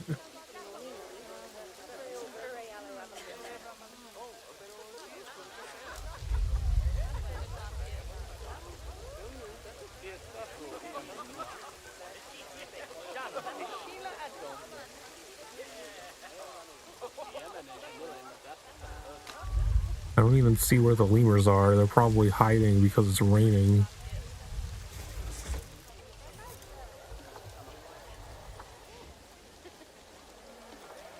Lovely. Now select the Animals tab. I don't know what the fuck I just brought up. Oh, select habitat. There we go. As you can see, we can set the food quality in here. Just open the drop-down menu and select Grade 2 Food Quality. Grade 2 Food Quality. My mouth's watering already. So, a new climbing frame and better food. Oh, you've really spoilt those lemurs rotten. Now, I think it's time we looked at one of the zoo's most important responsibilities. Releasing animals into the wild. You see, when we feel an animal is ready, we can release them into the wild. But what makes an animal a good candidate for release? Well, their age is an important factor. I mean, we can't release an animal that's a juvenile, just as we can't release one that's gotten too old. They'll also need to be fertile. After all, the idea is to repopulate the wild, so the best candidates will have a high fertility gene. And together, the age and fertility of a candidate will determine how many conservation credits will be rewarded when we release them. Now, conservation credits are vitally important. They're the lifeblood of your zoo, because earning them allows you to adopt even more animals. And what's more, the animals you can adopt will be of a higher quality. So, with that in mind, let's pop over to our orangutan habitat.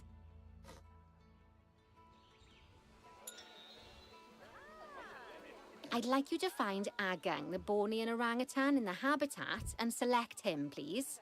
You can go through each orangutan in turn or select the habitat barrier, go to the Animals tab in the Habitat Information panel and find him in the Animals list.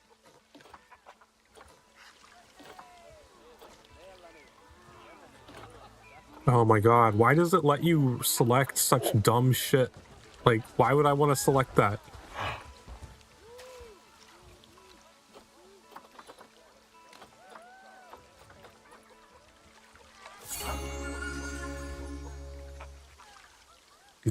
$1,100 credits.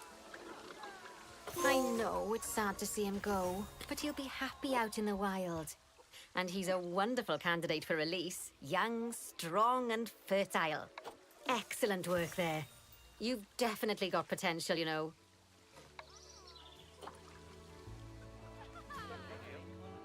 Ah, I see you've been doing some homework. Although, it hardly seems like work when you're learning about something as adorable as a ring-tailed lemur. I imagine I'd have got much better grades at school if there'd been less algebra and more algebra. Man, Tortoises. stupid gnat flew into my milk. Okay, so far we've done a lot of work with habitat animals, but now it's time to learn all about exhibit animals. Let's build a brand new exhibit. I've marked an area for our new exhibit. How about we head over there? Have you? Oh, this tiny little box? Lovely. Now let's build a new exhibit in the gap that's been left. I don't Just know, add you're it to gonna the make me building like we connect did with things the to research stuff. centre earlier, then pop it into the gap. It's not gonna work.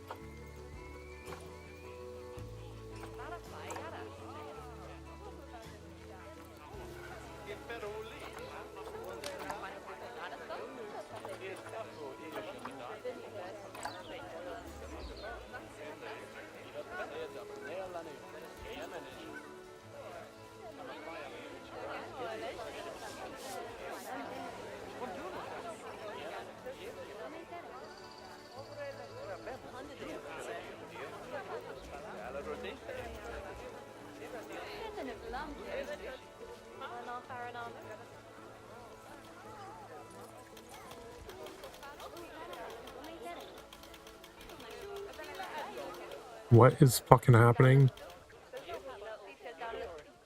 Perfect. The next thing to do is What adopt the an fuck exhibit was animal that? to go in there. How about a Gila monster? Open up the exhibit trading section and adopt one.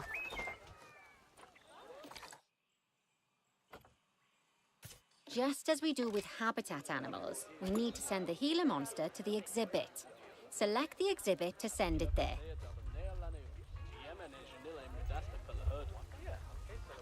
When you send an animal to an exhibit, it'll automatically be given the correct setup. But that doesn't mean it's completely ready for them. So let's finish it off. We'll start by adding some enrichment items. Head over to the exhibit's information panel. Good. Now open the Layout tab.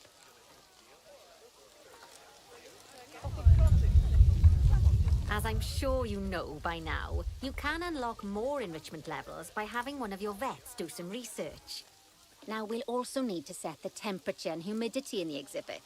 These are vitally important for keeping our Gila monster happy and comfortable.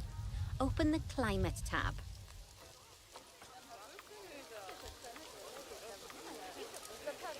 Here you can see the Gila monster's desired temperature and humidity. You can change both of these by adjusting the dials below. Make sure it's going to be nice and cozy.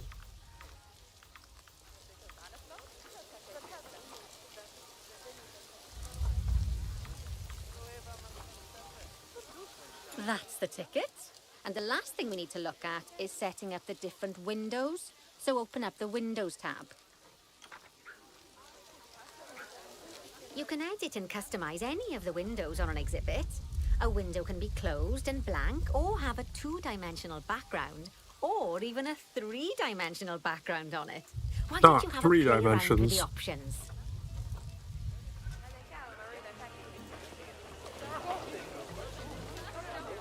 How do... do I know which window is which? There's also an exhibit education board. Pop them down near your exhibits to teach your guests about them. Let's add one now.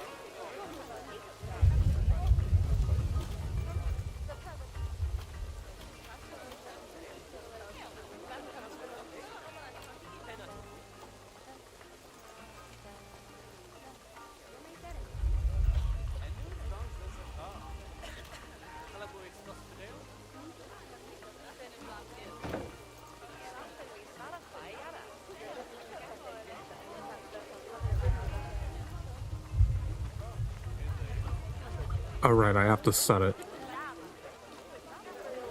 Lovely stuff. Now our guests can learn all about our venomous friend here.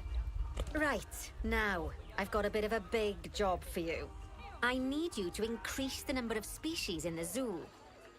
You'll probably want to adopt both habitat and exhibit animals to do so, which will mean building plenty of new habitats and exhibits for them. Go on, off you pop. I'll check in with you when you're almost done. The dialogue is weird. I don't know. Do we have space to build entire habitats? Oh, I guess this area over here is probably what they want us to use. Also, this space here.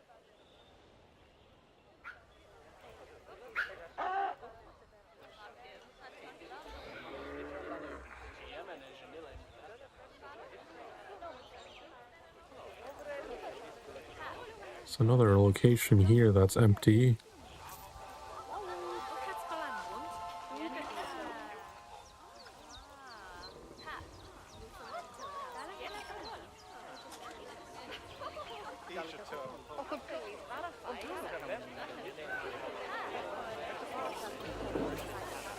What is this one?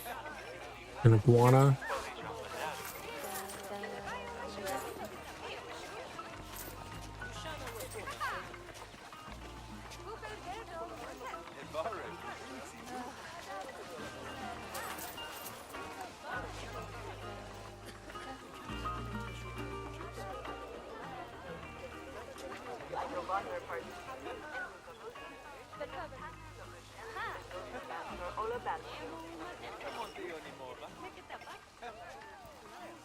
Do we have any more open buildings that we can just plop some exhibits into?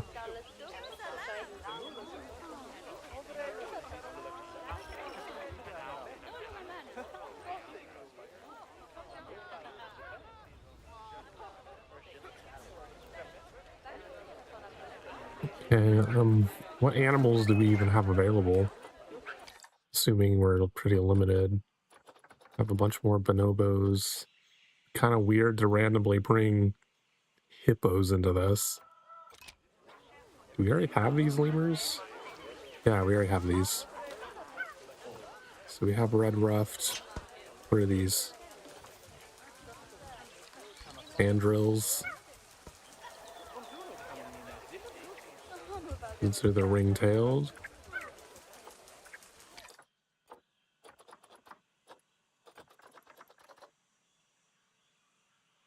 Chimpanzee, but there's only one. Do we already have chimpanzees? What's this one over here?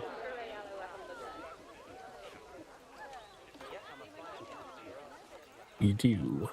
No, these are the bonobos. Maybe we don't have chimpanzees. I doubt a chimpanzee is going to be happy by itself with no companions.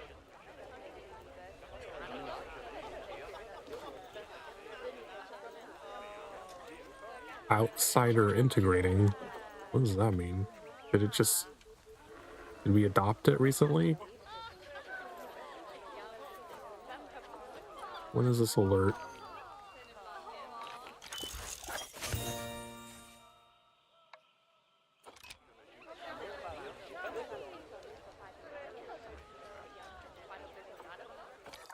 I would make a chip exhibit if there was more than one available.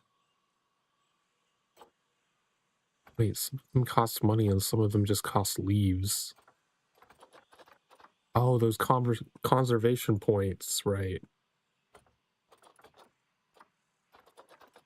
Well, we're pretty limited to either adding a single chimpanzee or getting a hippo exhibit for these tapirs.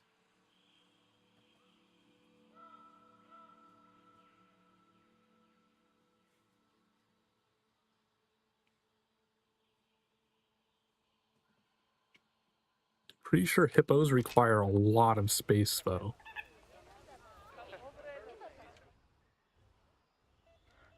So, like, it would definitely not be over here. It would probably be like this entire fucking island.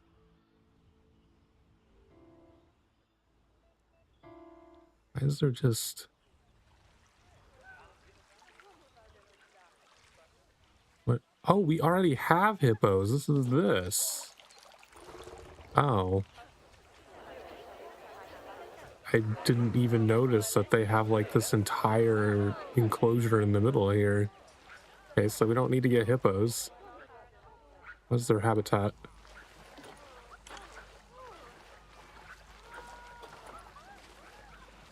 They don't have it. Does that mean they don't have enough water?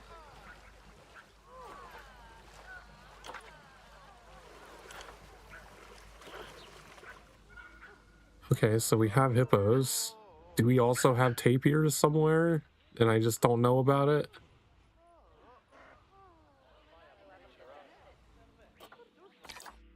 Like, it seems like that's the direction we're being pushed. That's the only other animal we can even get.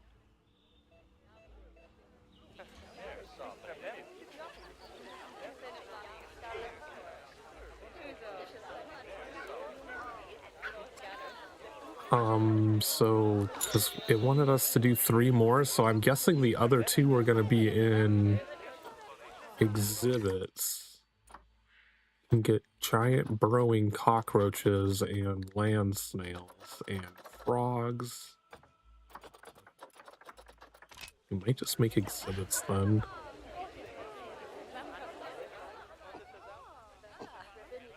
Is there a good place to build exhibits? Some like open area. I think that's the zoo entrance. Probably not a good place to put that. Not really a great place to put an exhibit.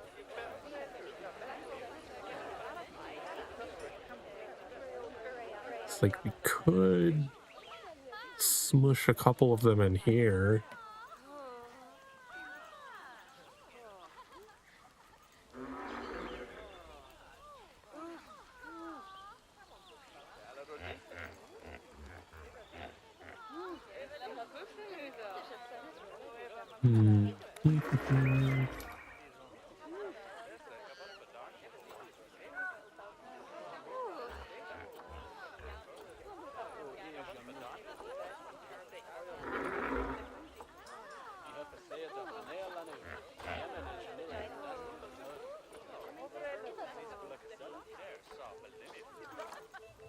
Oh, this is massive. Holy shit.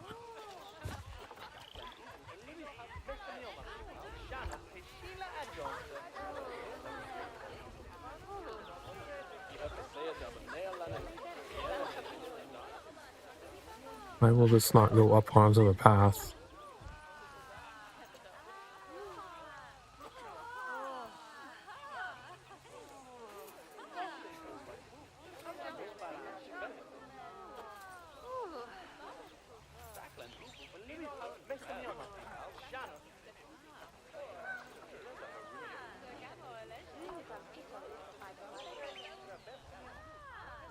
This is probably too large. Can I not make them snap to the fucking path?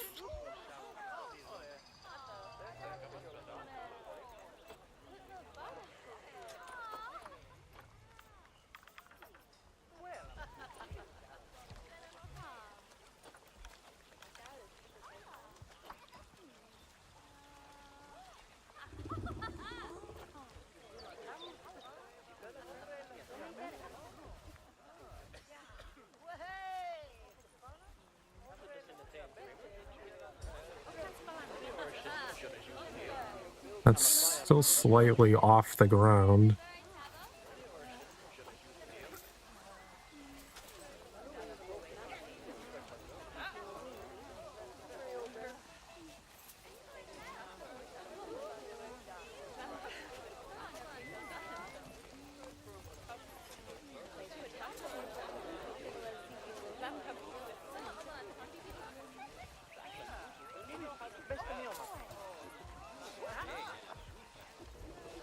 You can't build it here unless all the people stop fucking walking through it, though.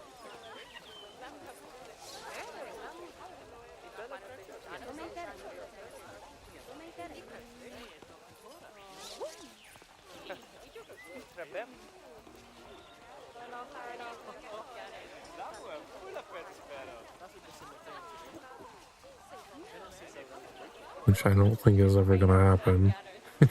It's annoying that there's not like a mechanic where you can place it and it like puts some rope around it so people will get the fuck out of the area you're trying to build in.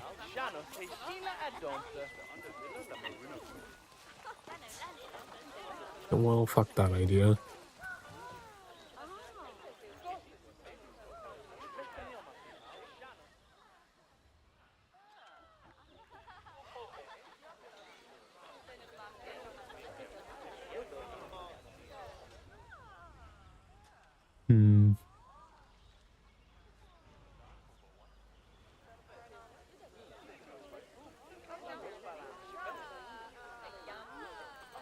Could maybe put an exhibit here. Again, but like, why does it not snap to the path?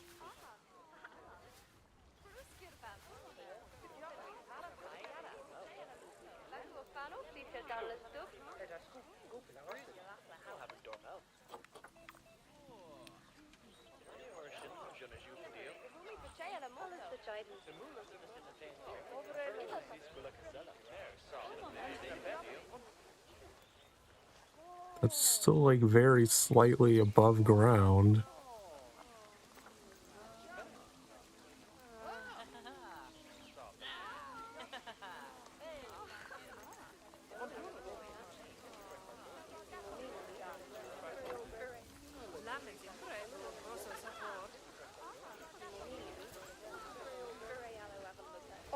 Why will it not let me build this here? Can I not build this on the pathways? I'm so confused. This game just like throws you into stuff with no fucking explanation of how anything works.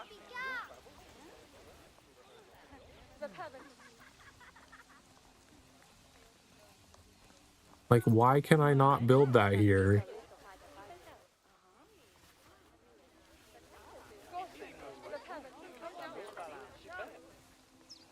Build it way up here. Does like this entire yellow square have to be completely unobstructed?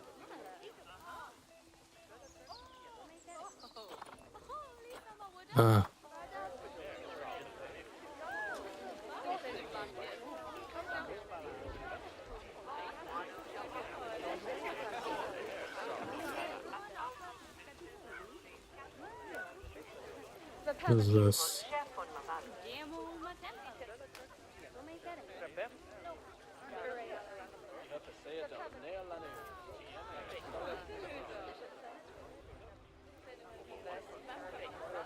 It's like it doesn't incentivize me to make an exhibit since I don't have any animals to put into a huge, an enclosure. It's like all of the animals it gives me to be able to add to this are all exhibit animals.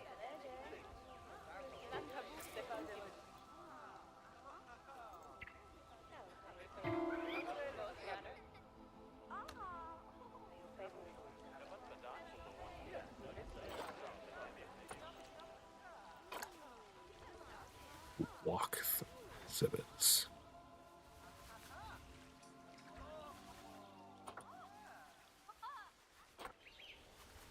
This just won't let me place anywhere. Like, again, I don't fucking understand.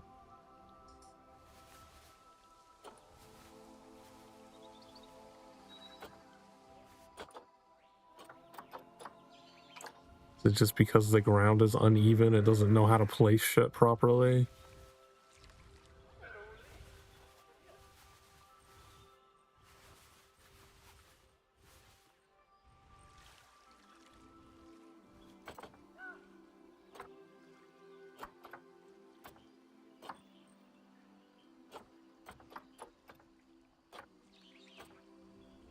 Hmm.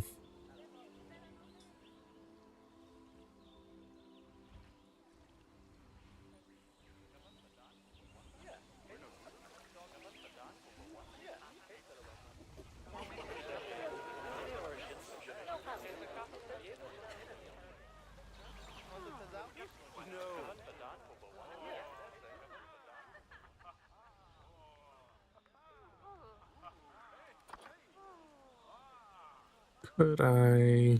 How do I just build paths?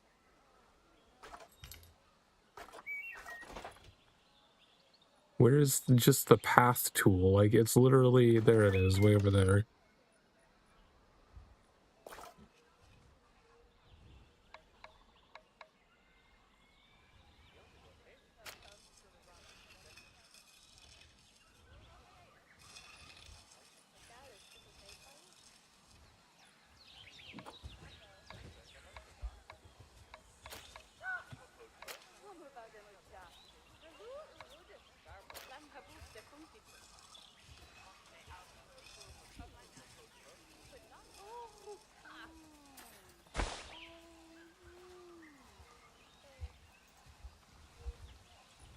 Can I not just make this bigger?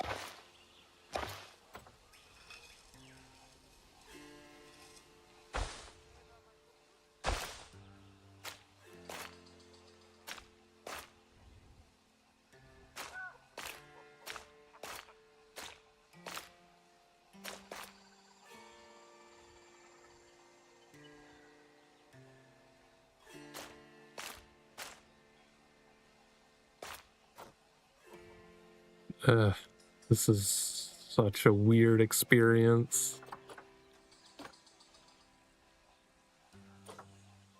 But it's not even told me how to use the fucking demolition tool.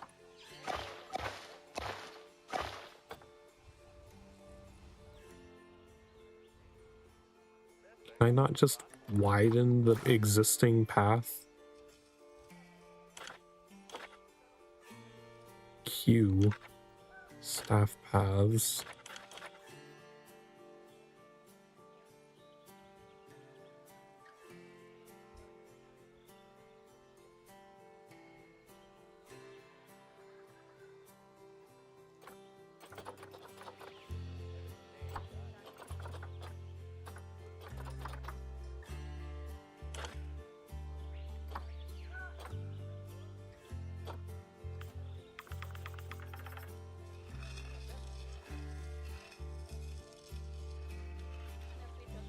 Because, like, how did they make some of these, like, really thick paths through here?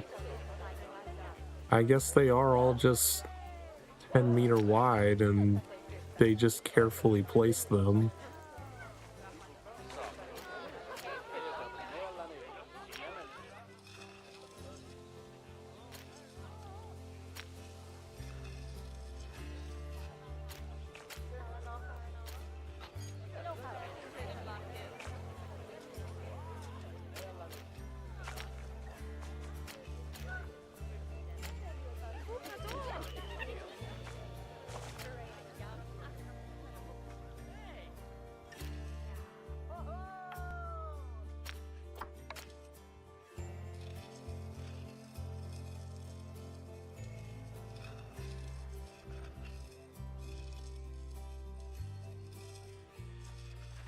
And I guess I should have watched people play this for longer than 10 minutes. I could have found out how ridiculously complicated the UI in this game is.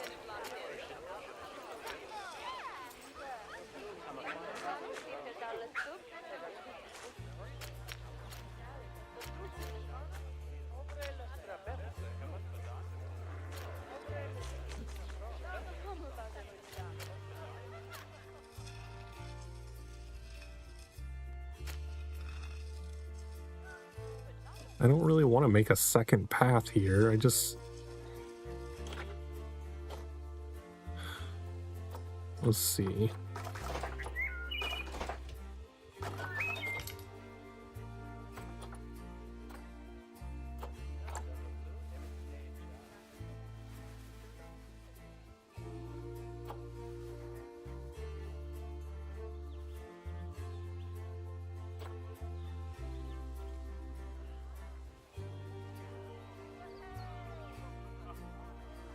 Does it not put supports? Okay, so that's kind of what I want to do here.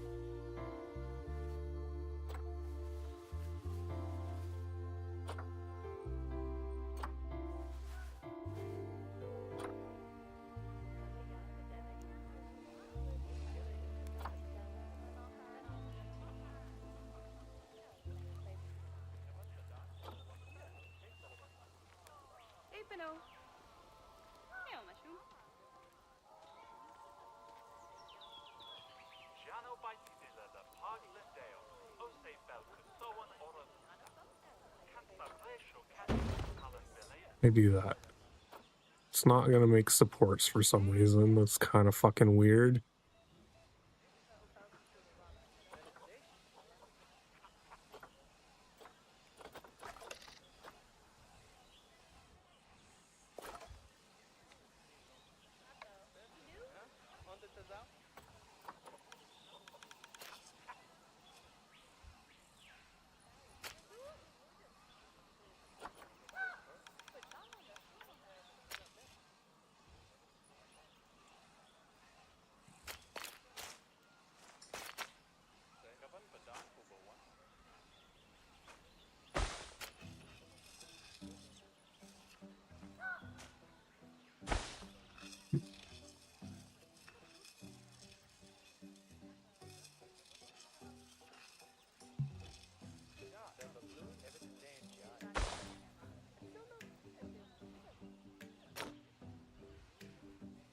Man, the pathing system is really fucking weird. I do not like how they did pathing in this.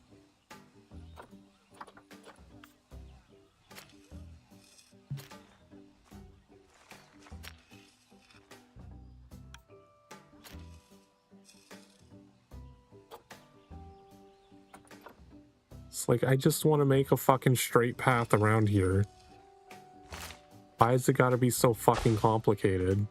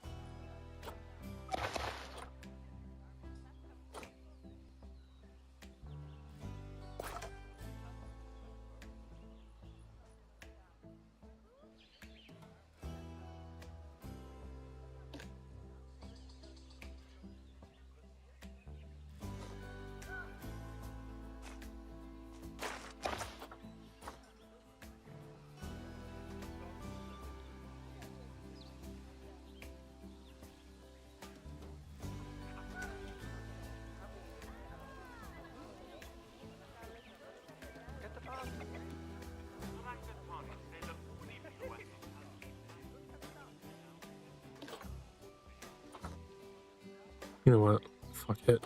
Let's just put something in here.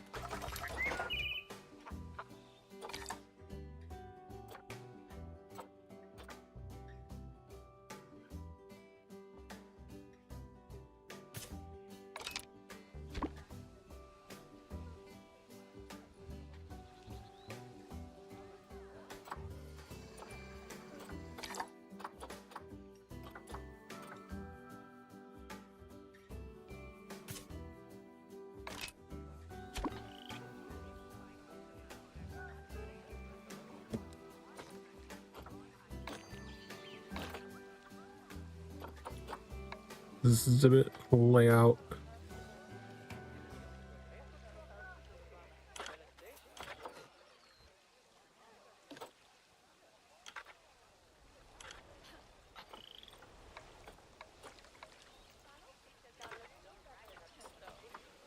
Humidity is preferred 40 to 60.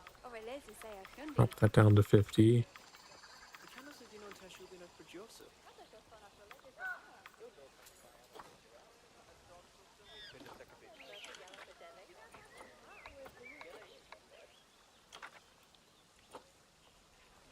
Want 70%.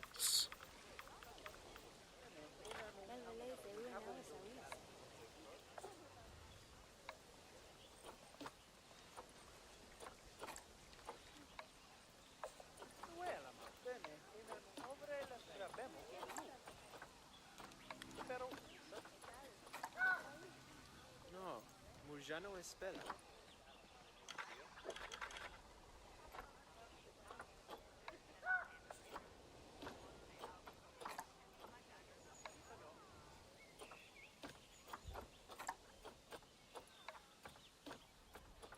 Velo Castromel is Rakahen.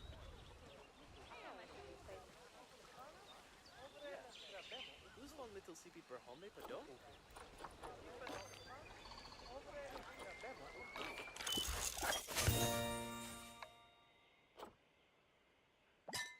And let the vet go do some rounds, I guess.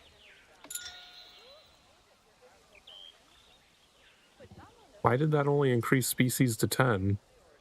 I placed 2 of them.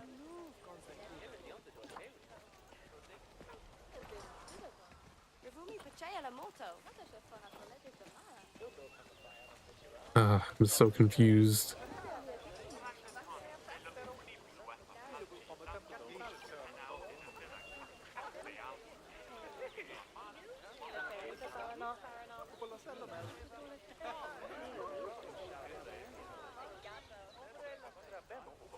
Got this stupid looking floating building.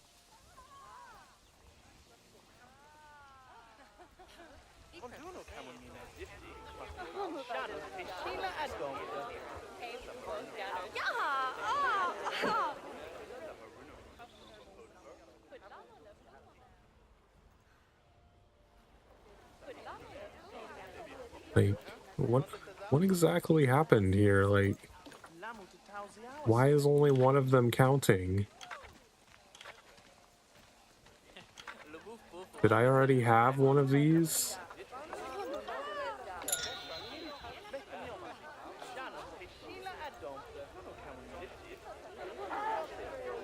What was this? That's the iguana. Unless there's another exhibit somewhere. I thought those were my only 2 exhibits.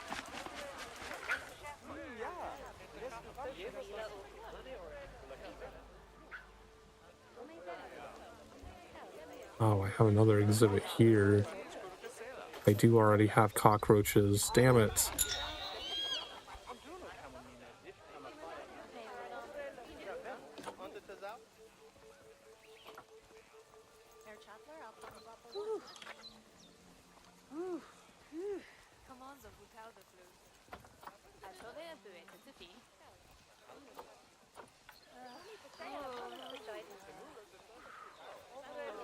I can't remove them?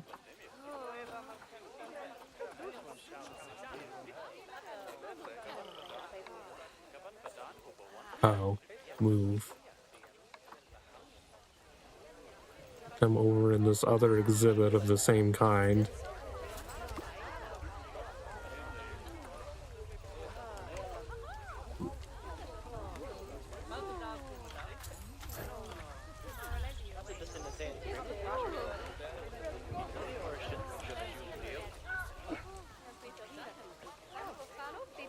Oh, I do have an empty exhibit here also.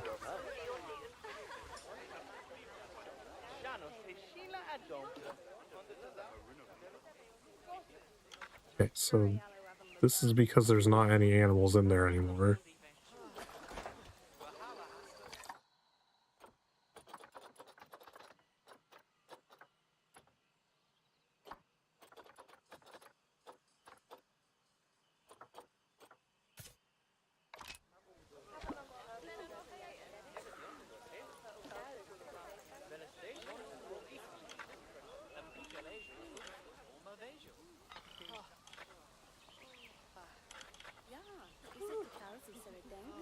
Infinity 80.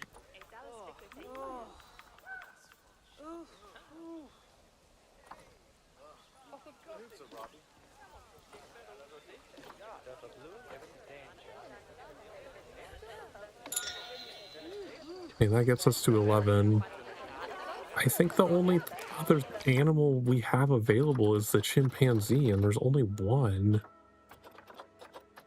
Why would I want to buy a single chimpanzee?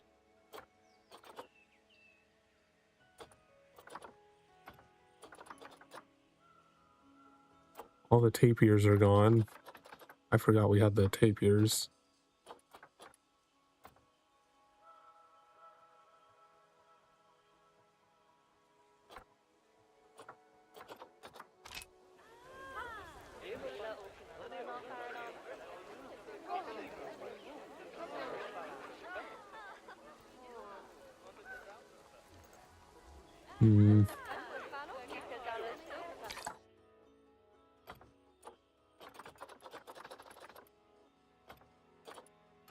Yeah, we have all of these, so the only thing we can adopt is that one chimp.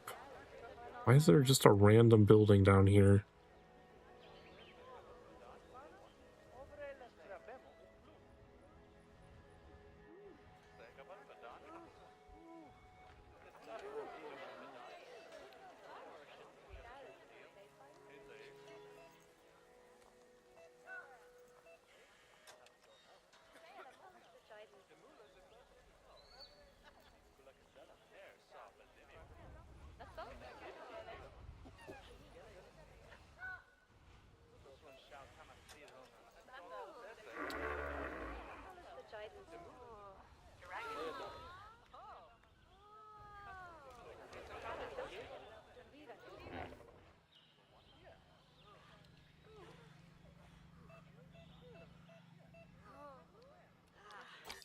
Can I just save this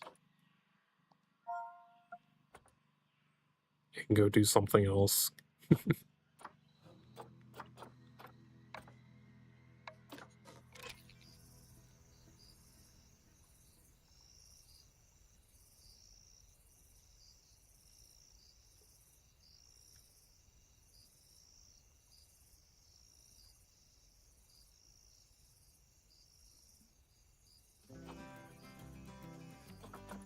Panda Park.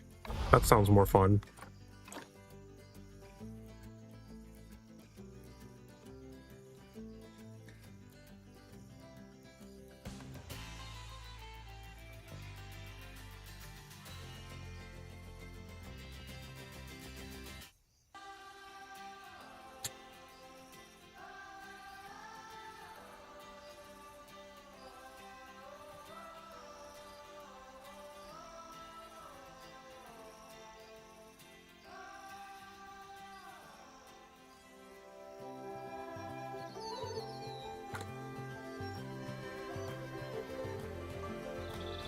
Ah, pandas. They're my daughter's favorite animal. I think it's fair to say that if ever there was an animal which has captured the public's imagination, it's pandas.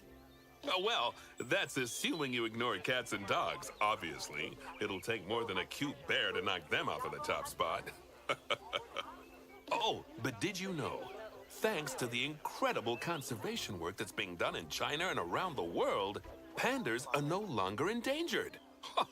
Amazing! That said, they're still considered vulnerable. So, this zoo is extraordinarily lucky and honored to be part of that conservation effort. It really speaks to our reputation, a reputation that you're going to be in charge of maintaining, along with all the general maintaining too. I really can't tell you how important the welfare of those pandas is. Oh, wait, I can. It is vitally important. The eyes of the world are on you, my friend. Although, perhaps more pressingly, the eyes of Nancy are on you too. The dialogue for this game is so odd. Welcome to China. This is Bernie's brand new Panda Celebration Zoo. So new, in fact, that it's not quite finished, but we'll deal with that later. First, let's take a tour of the zoo.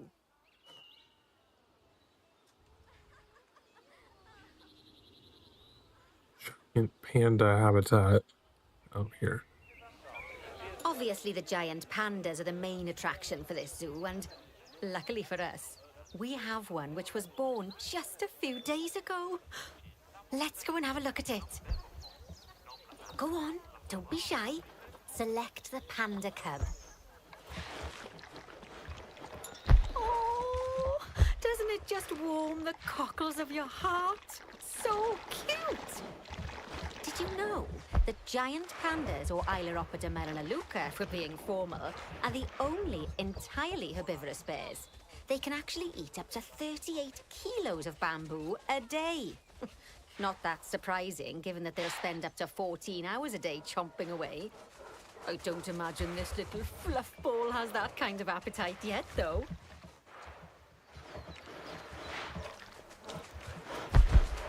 Oh no.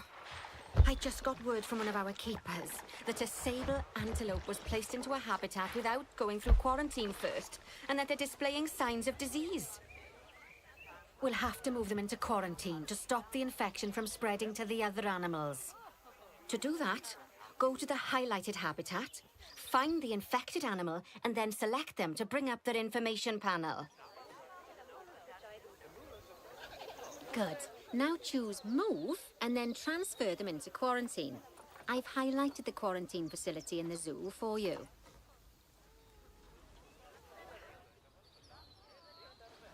Oh, phew. That's a relief. Now that we've stopped the infection from spreading any further, we need to build a vet surgery so the antelope can be treated and then returned to his habitat. I've already highlighted where I'd like you to build it, so why don't we head over there? I'm here. It's located. In order to build the vet surgery, choose Facilities, Staff Facilities, and then Vet Surgeries.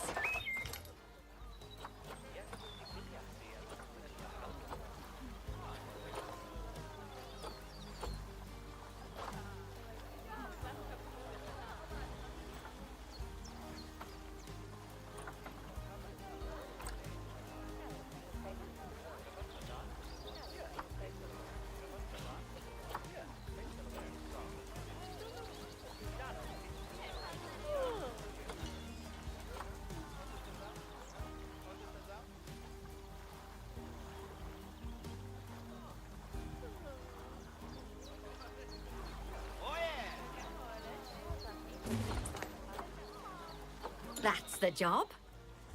Vet surgeries play a very important role in a zoo, as they're the only places that vets can treat the animals.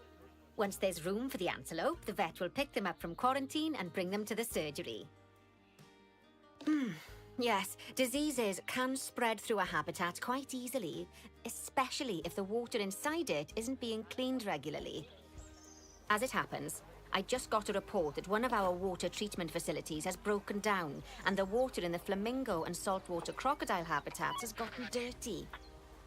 I've highlighted the water treatment facility for you, so you should go and check it out.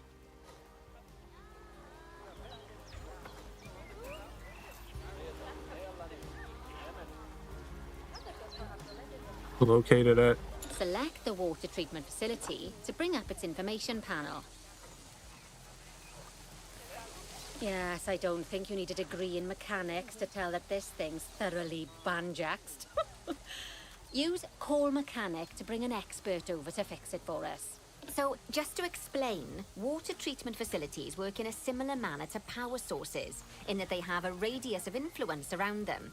That means any body of water which is even partly within that radius will be cleaned automatically. Also, like power sources, if they get damaged, that radius of influence will shrink, meaning that it might stop cleaning water sources which were only just within its reach. If you want to check how much of your zoo is covered by your water treatment facilities, then there's a heat map you can use to see the coverage. That way, you can quickly spot problem areas and rectify the issue. Good work. Now that the water treatment facility has been repaired, the water will be cleaned up in 2 shakes of a lamb's tail. You can also use mechanics to repair power facilities, transport rides, bins, benches, signs, and, as you already know, habitat barriers. Now, I'll be honest, I'm still a little worried about that disease scare we had, so I think we should do some research into it. Doing research into a disease can help prevent future outbreaks of it, and even if we do have an outbreak, it'll make the disease much less potent. I'd like you to start some research into bordetellosis.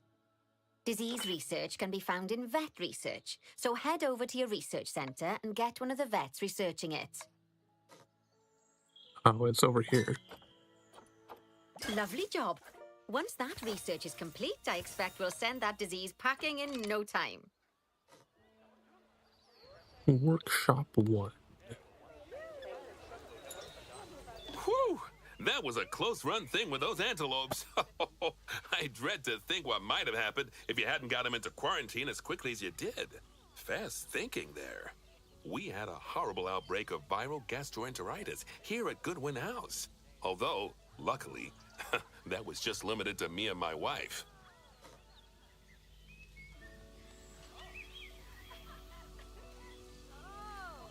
Right. Now that we've got all our urgent tasks in hand, we can start to focus on the guests and improving their time in the park. You see, you can also do research into new and improved guest facilities, transport rides, as well as new types of barrier and other things via the workshop.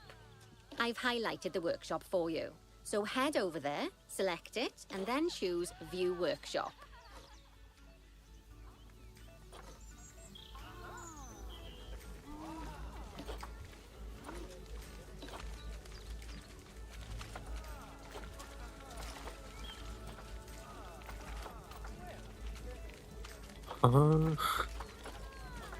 And finally, assign a mechanic to research souvenir shops.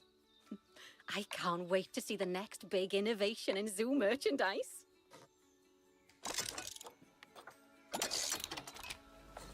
Great stuff.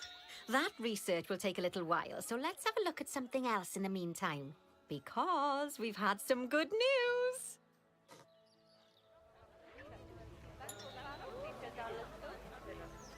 It turns out that we're allowed to adopt more giant pandas.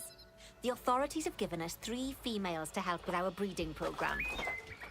Even so, I'm sure you know how notoriously difficult it is to get pandas to breed, so we'll have to be patient.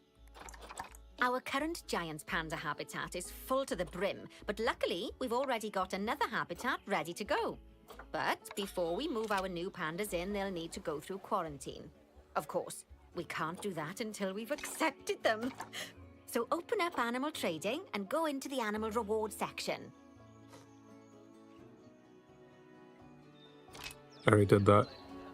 Finally, we can send them from animal storage to quarantine. To do that, just select them in animal storage, then send to zoo. Then choose the zoo's quarantine facility. Don't worry, I've highlighted it for you so you can find it easily.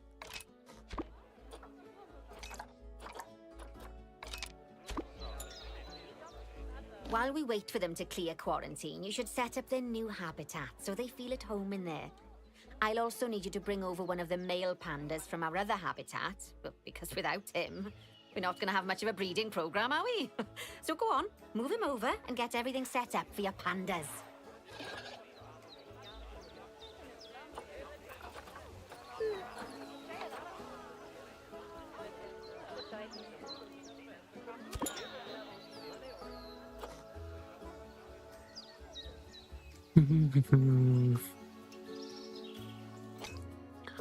You know, I'm gonna be honest, I'm not feeling this game.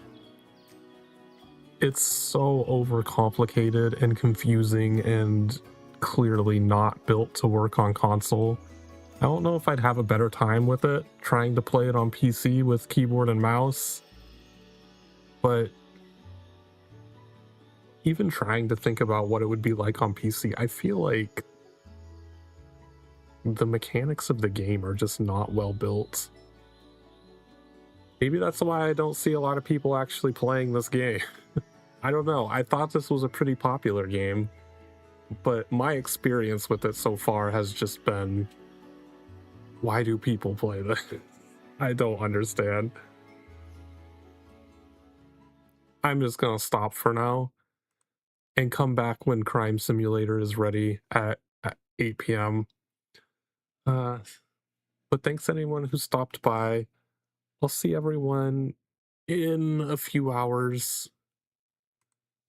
Fel is live. Let's go raid the Fox. He's playing his Deltarune, of course. But otherwise, I'll see everyone in a little bit. Enjoy your afternoon. Bye-bye.